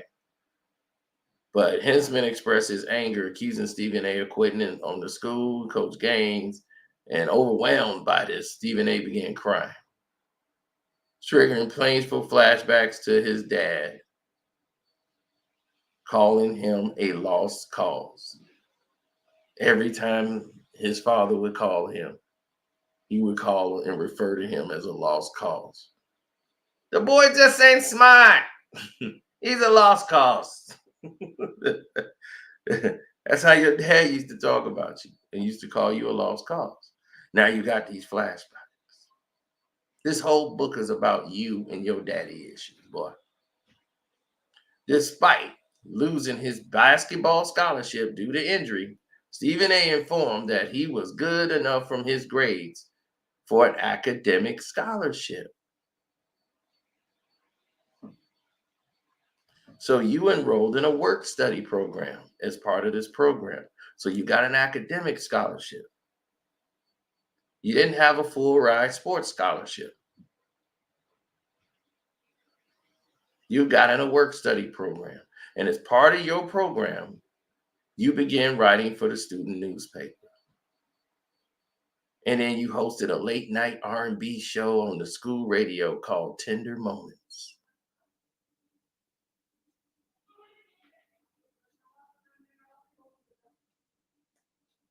However, upon examining the evidence, no trace of your involvement can be found.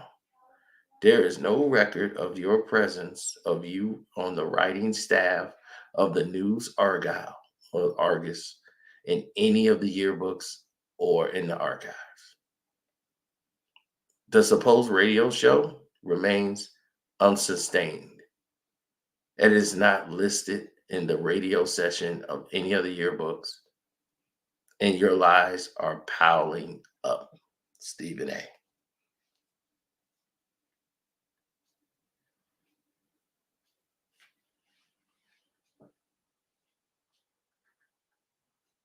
Your lies are piling up.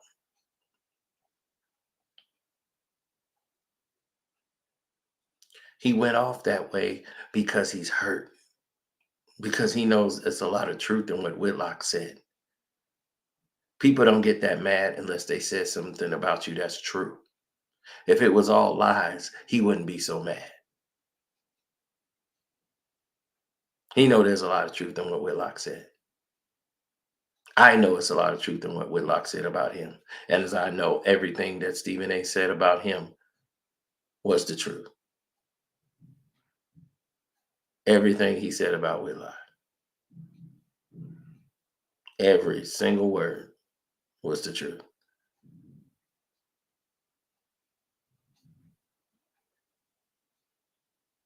But both of them negate to tell you different things because it don't put them in a good light.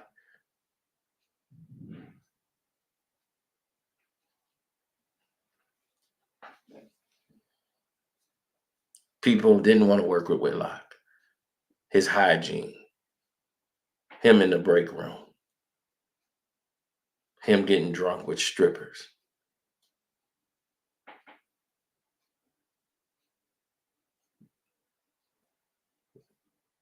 No one wanted to hang with him.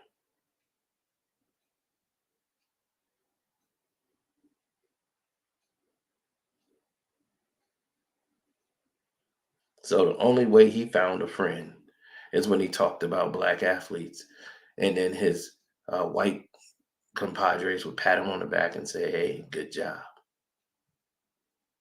That's the only time he can get a good job or attaboy. So he wanted to keep getting attaboys.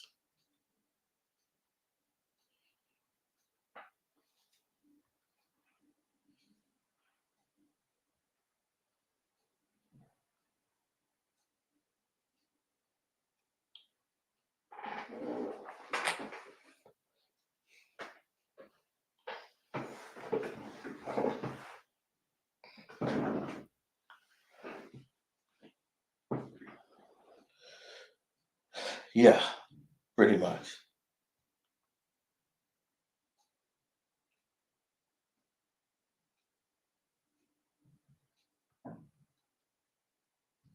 Well, when you look at the gatekeepers and those who are struggling in a position, this is what they do, right? So, as all the lies were piling up, then, as we just exposed, there's no evidence of you even on the writing staff of the News Argus. Where is it, Stephen A? So, where's this mystery article? That's why I said, when you have that article framed on your wall,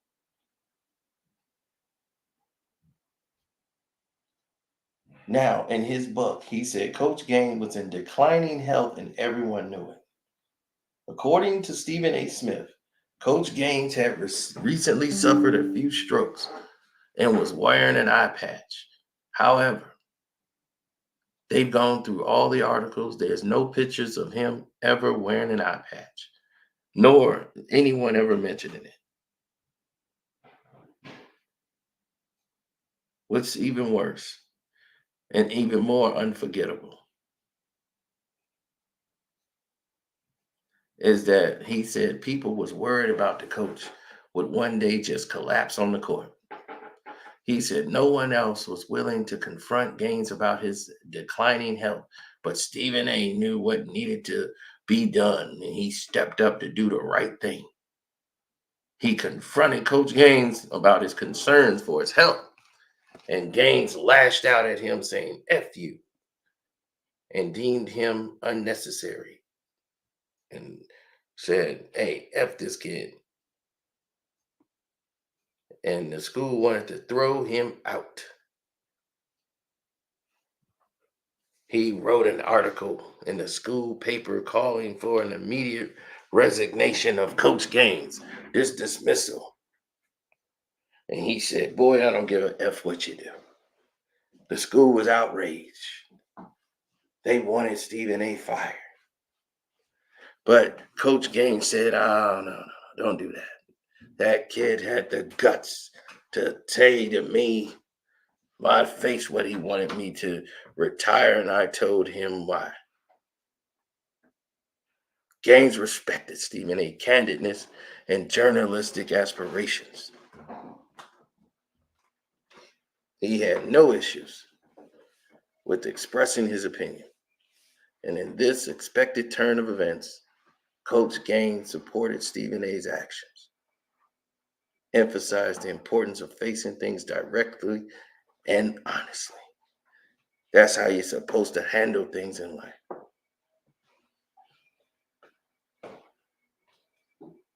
He called this was the birth of Stephen A., Mr. Straight Shooter.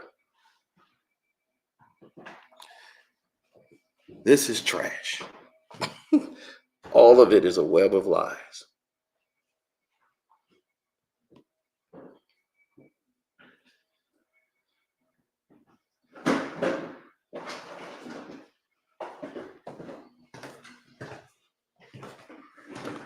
Look at this, y'all. This is from Big House Gaines books. He wrote his book.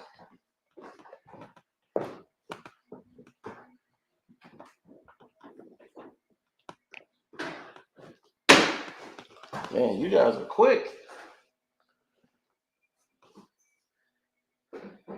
Yeah, he wrote his book and he detailed what happened when he retired. As I told you, I didn't make it up. It's in his book. Big House Gaines wrote his book a long time before Stephen A. wrote his. Stephen A. Smith is not in this book. In 1993, another rule was going to affect me.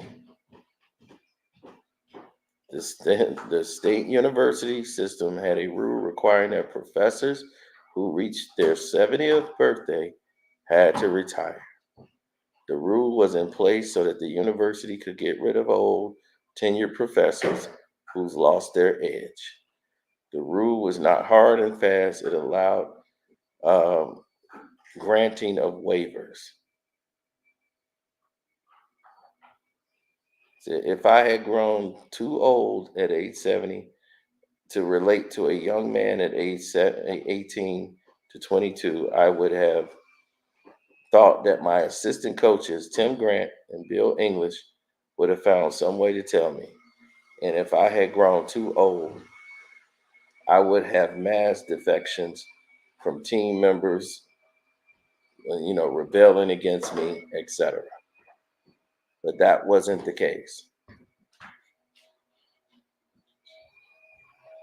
That wasn't the case. So Coach Gaines had to step down because they had a rule in place in 1993. They put in there saying that you're 70 years of age, you got to retire. Nothing about a Stephen A. Smith article that came out 3 years prior made him retire.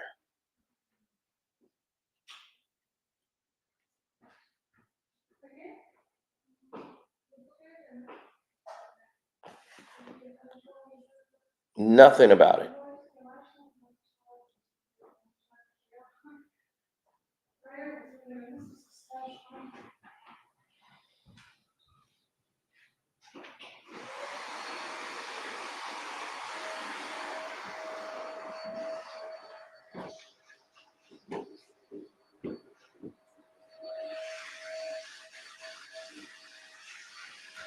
Mm-hmm.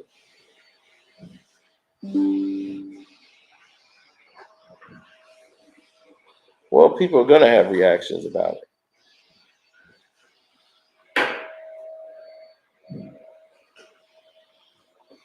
But that's why we put it in there for people to see.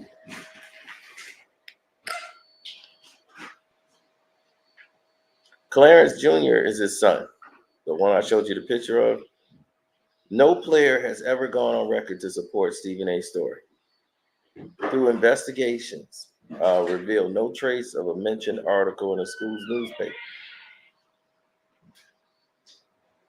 Coach Gaines passed away at the age of 81, which was 16 years after Stephen A. told him he needed to retire due to his declining health. Right? He passed away at the age of 81.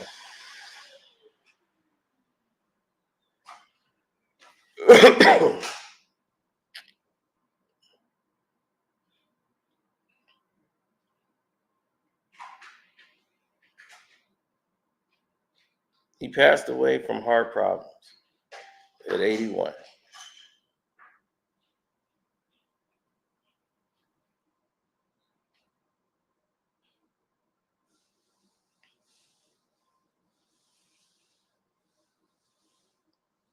Stephen A. clearly lied about Coach Gaines' health and the reasons behind his retirement. His son has stated another significant falsehood around Stephen A. claiming that he received a full scholarship as a walk-on basketball player. Coach Gaines consistently faced budget cuts throughout his tenure. He was hindered with the ability to offer substantial scholarships, increasingly the year Stephen A. was president, which coincided with Gaines' worst season in his 44-year career, is when Stephen A. Smith was on the team. Right? And let's go into that right now. Now look at this. Budget for scholarships was slashed in half at a time when a out-of-state tuition was $9,200 a year. I was told to run my scholarship program on a $35,000 a year budget. I am guessing that was about the same amount of money the major university athletic program spent on telephone calls. Yeah. Then he said, there's nothing wrong with walk-ons, but I think even they would admit that if they had been outstanding ball players, some college would have offered them a scholarship. In years past, I have enjoyed the luxury of recruiting tall players and athletes who had natural leadership skills on the court. See that? He had to run a scholarship program on a $35,000 a year budget. Oh, y'all did the basement already? Wow, you guys are quick. have a nice day. All right, see y'all next time.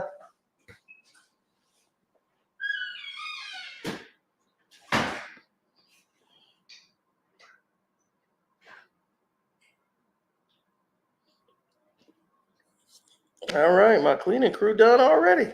We still in the live. They done did the whole house. Let's see what they did.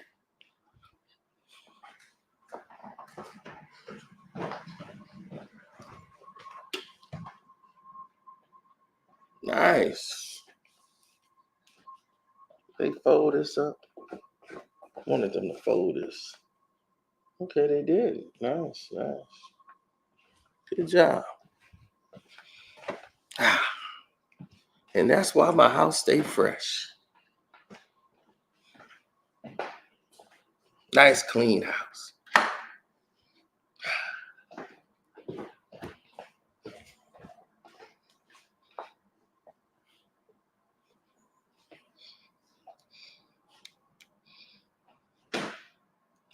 No, those were Polish women.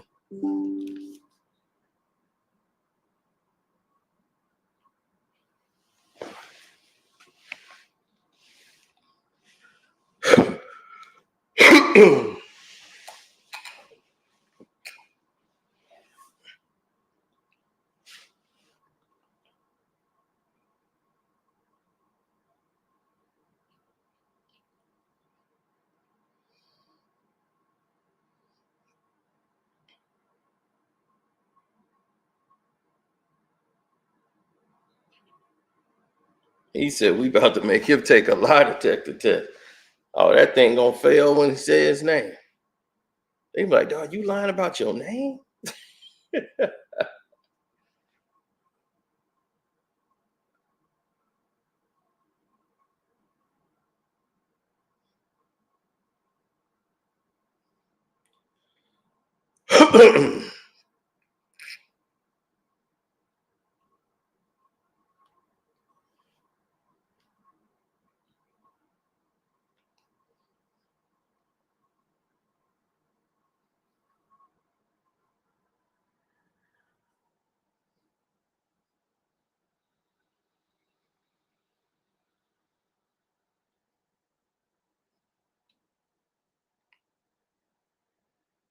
Oh no, it was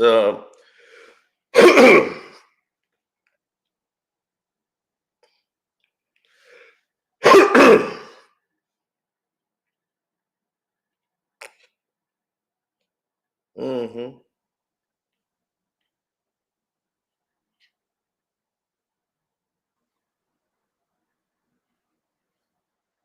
Let's talk about the scholarship thing again. Remember what I told you? As a walk-on player, contrary to his narrative, Coach Gaines, saying that they was facing budget cuts and all that, and for his ability to be offered a substantial scholarship and all that. It's interesting that the year Stephen A was presented with that's supposed to coincide with Gaines' worst season in his 44-year career.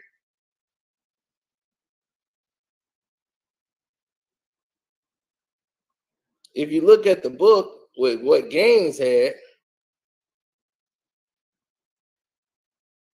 Gaines tells a whole different story.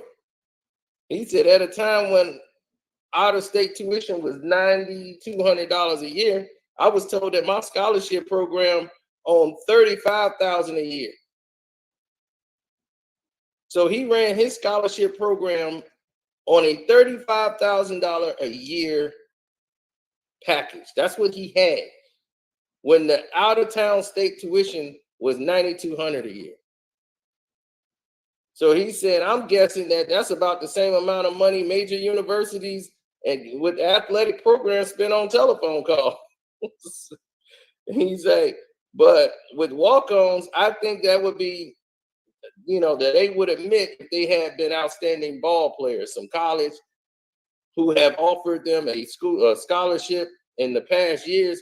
I've enjoyed the luxuries of recruiting tall players and athletes who had natural leadership skills on the court. So they would have offered him the scholarship. They had the money.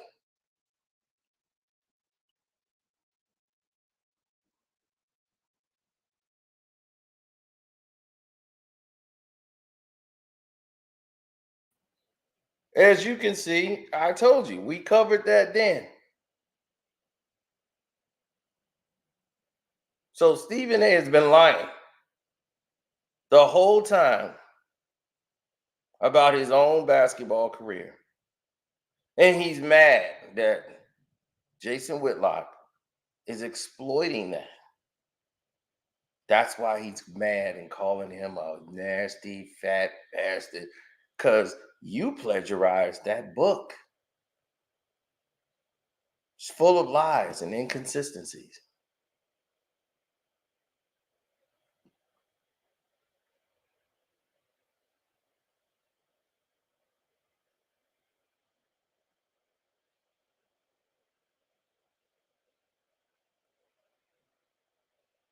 Let's look into some more in Coach Gaines' book.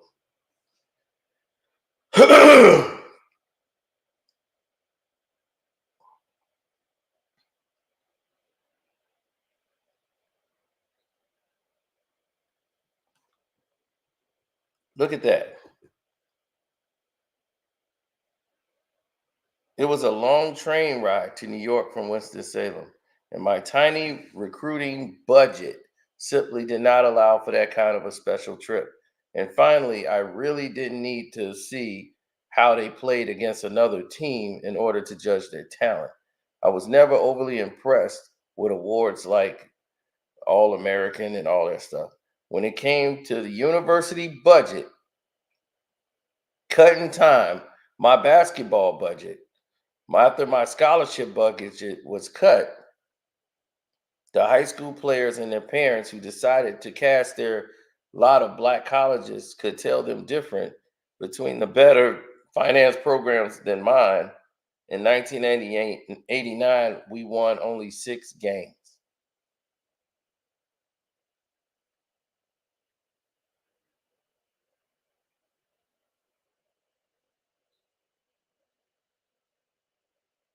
So how did you get a scholarship, Stephen A, as a walk-on, when Coach Gaines just said they didn't even have the money? They had no budget for that. They cut the budget in half. So they had to send all the high school players that they was recruiting back home. So they only won 6 games that whole year, but you got a full ride scholarship? It's a lie. It's a lie.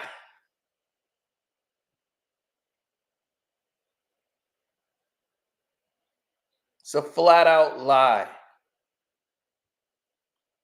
We're calling you to show receipts, Stephen A.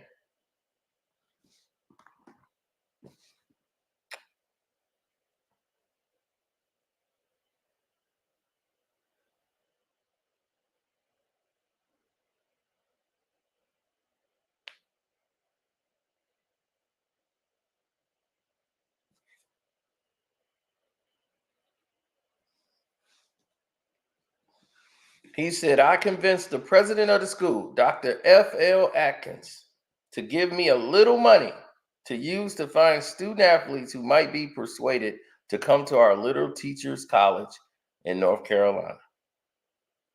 By a little money, I mean a little money, just enough to pay my gasoline. Look at that.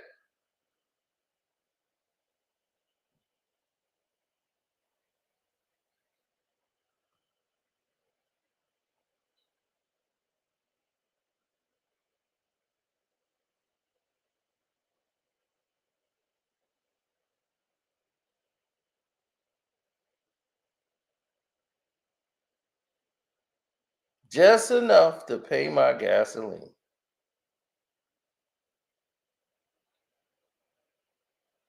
Of course, it'll be more about Stephen A than it is him. It's always going to be more about Stephen A than it is Whitlock.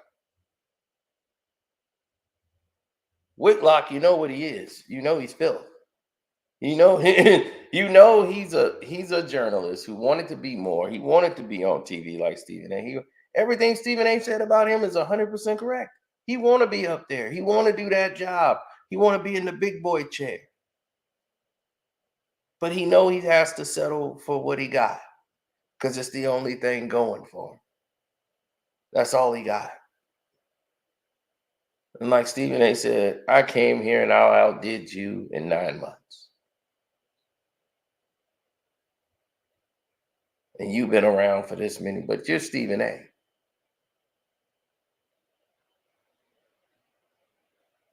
You have a whole team around you. He does not. But yes, he does wish he was on that stage, still doing his job.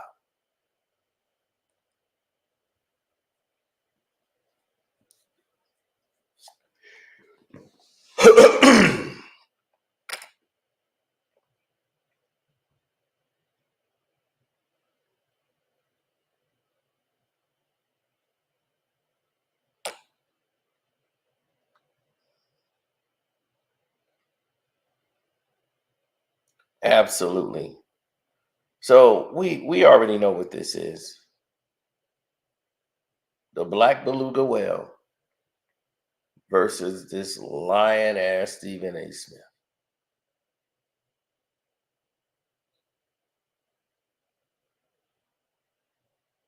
The same thing you say about him and that you despise of him for, you've been doing your entire career.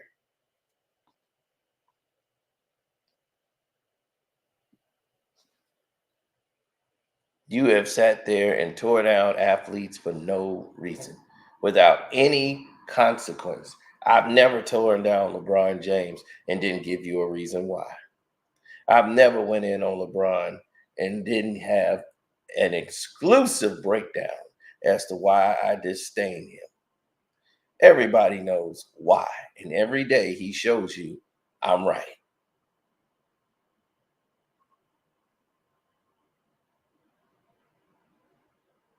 Nothing I said has been wrong, especially when it comes to him.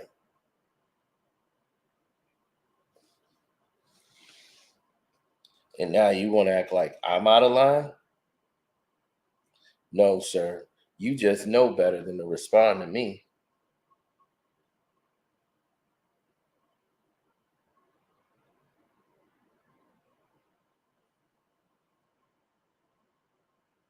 You see, it's better to go to Whitlock.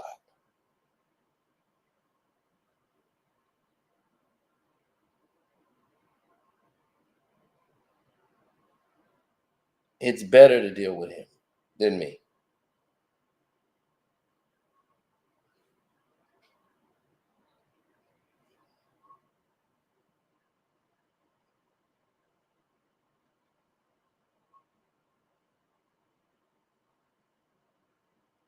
Because going after me is a lose-lose. You'll make me bigger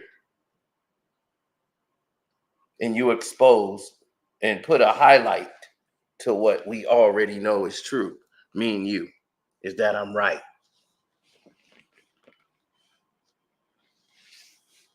You heard me say it. You saw Kwame Brown play my video on his page. So you know already what's been said. You know how real it is, and you know not to give it life. But Whitlock, you can respond to him because you worked with him.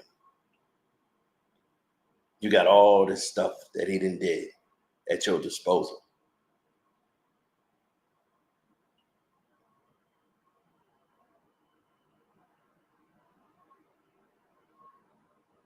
You know what Whitlock was capable of. You knew everything that he was doing at the network, and you stood up and defended him. And I'm glad you took onus for that.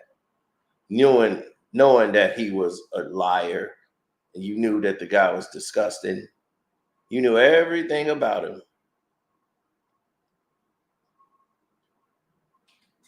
But you took up for him. Why? Because you're a company man. So even against your own morals, the company says do it, you're going to do it for the company. You're going to jump on that sword and be a good boy because they wanted you to be.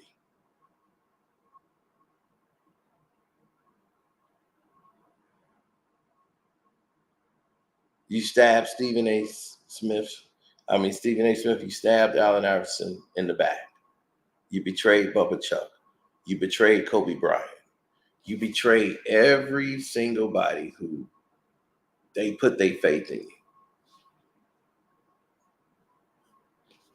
What happened with Scoop Jackson? What happened with that?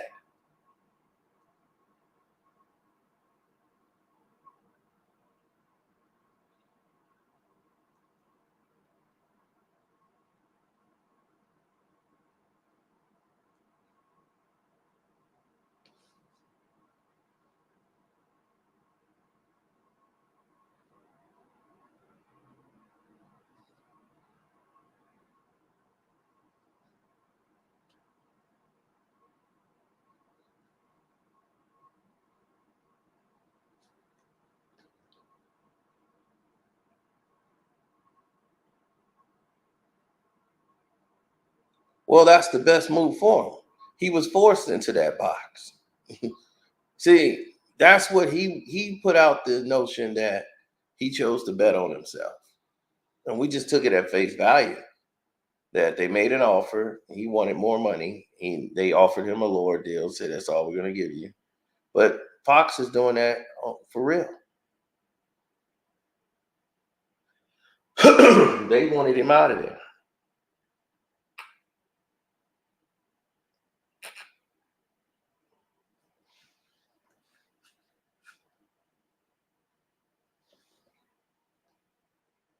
His takes were mean, callous, and unprofessional. No, Adrian, he doesn't make good points. The devil can be right sometimes. You just have to understand the whole meaning behind what's happening. You see what I'm saying? You have to understand its meaning. Words have meaning. All right?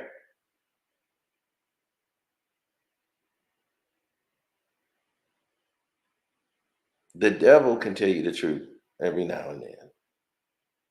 That doesn't mean he ain't the devil.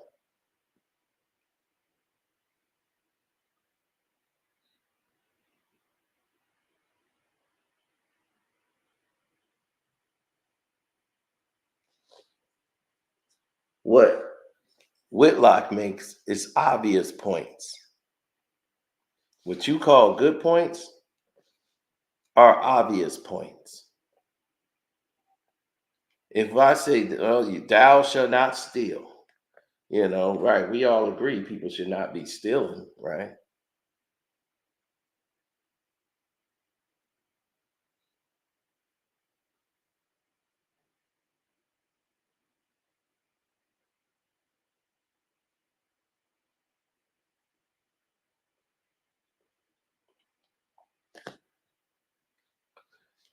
King M, where did I get this information that Jason wanted more money information? Well, based on his statement, based on the offer that they gave him, his time was up. He was in a renegotiation for his contract. And the deal they offered was an embarrassment. They offered him a deal to return to say hey, we offered him a deal. He felt the deal was not satisfiable. He thought it was insulting. So he didn't want to accept that deal. They wouldn't budge. So naturally, that would mean he wanted more money.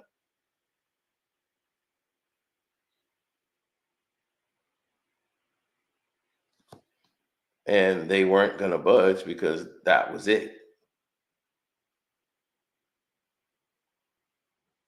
That was all he's ever was going to get.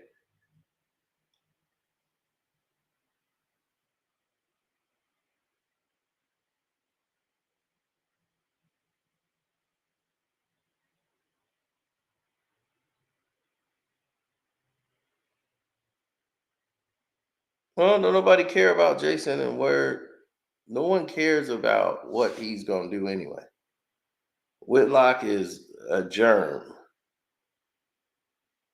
and he used Deion Sanders to get publicity, and then he kept continuously just dropping Deion, dropping Deion because he was getting views. And Deion was the biggest thing that hit like a comet. So, of course, what's the thing? Keep milking Deion. Of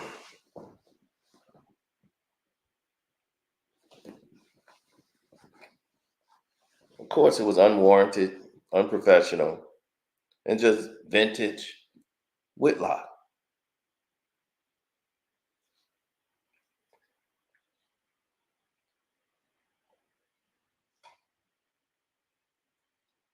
And go check out Whitlock's interview with Ticket TV. I give him credit for taking that abuse from Ticket, because he didn't have to do that. He didn't have to go up there and take that abuse, but he did. And shouts out to Ticket for giving him the straight business, the way he was supposed to. It was a thing of beauty. But he actually opened up on Stephen A. Smith and gave him the business. And it got him mad enough to respond about him lying about all this stuff. So he comes out to just attack one person, Whitlock. But he never talked this way about anybody else.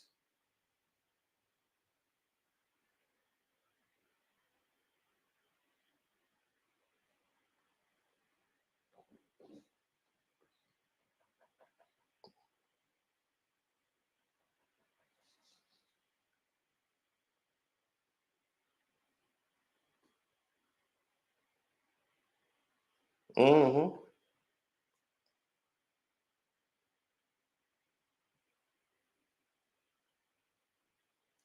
Well, he's not clout chasing. He's upset. He's upset with Whitlock because Whitlock could get under him, because everything Whitlock was saying was basically true about him. But he's saying, you didn't tell him that you wanted me to work for you. You wanted me to help you out. You came the first take begging me to talk to you. And I've written in my contract, I will not work with Jason Whitlock.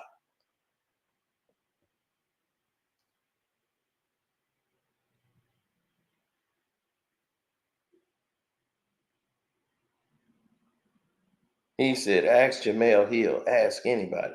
And that's all he does, is attack former colleagues that he used to work with at Fox and ESPN.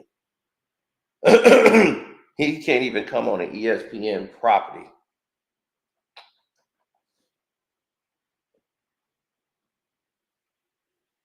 All because he was fired.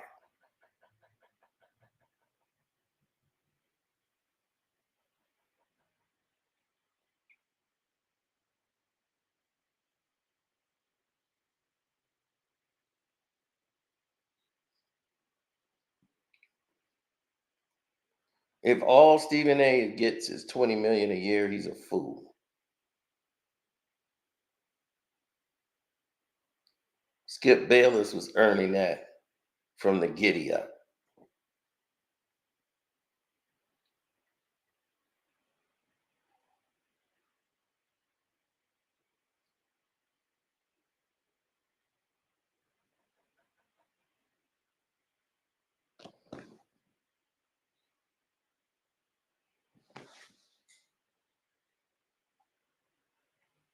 So shouts out to Kwame Brown Bus Life. Shouts out to everybody out there. God bless y'all, man. I'm going to get up out of here.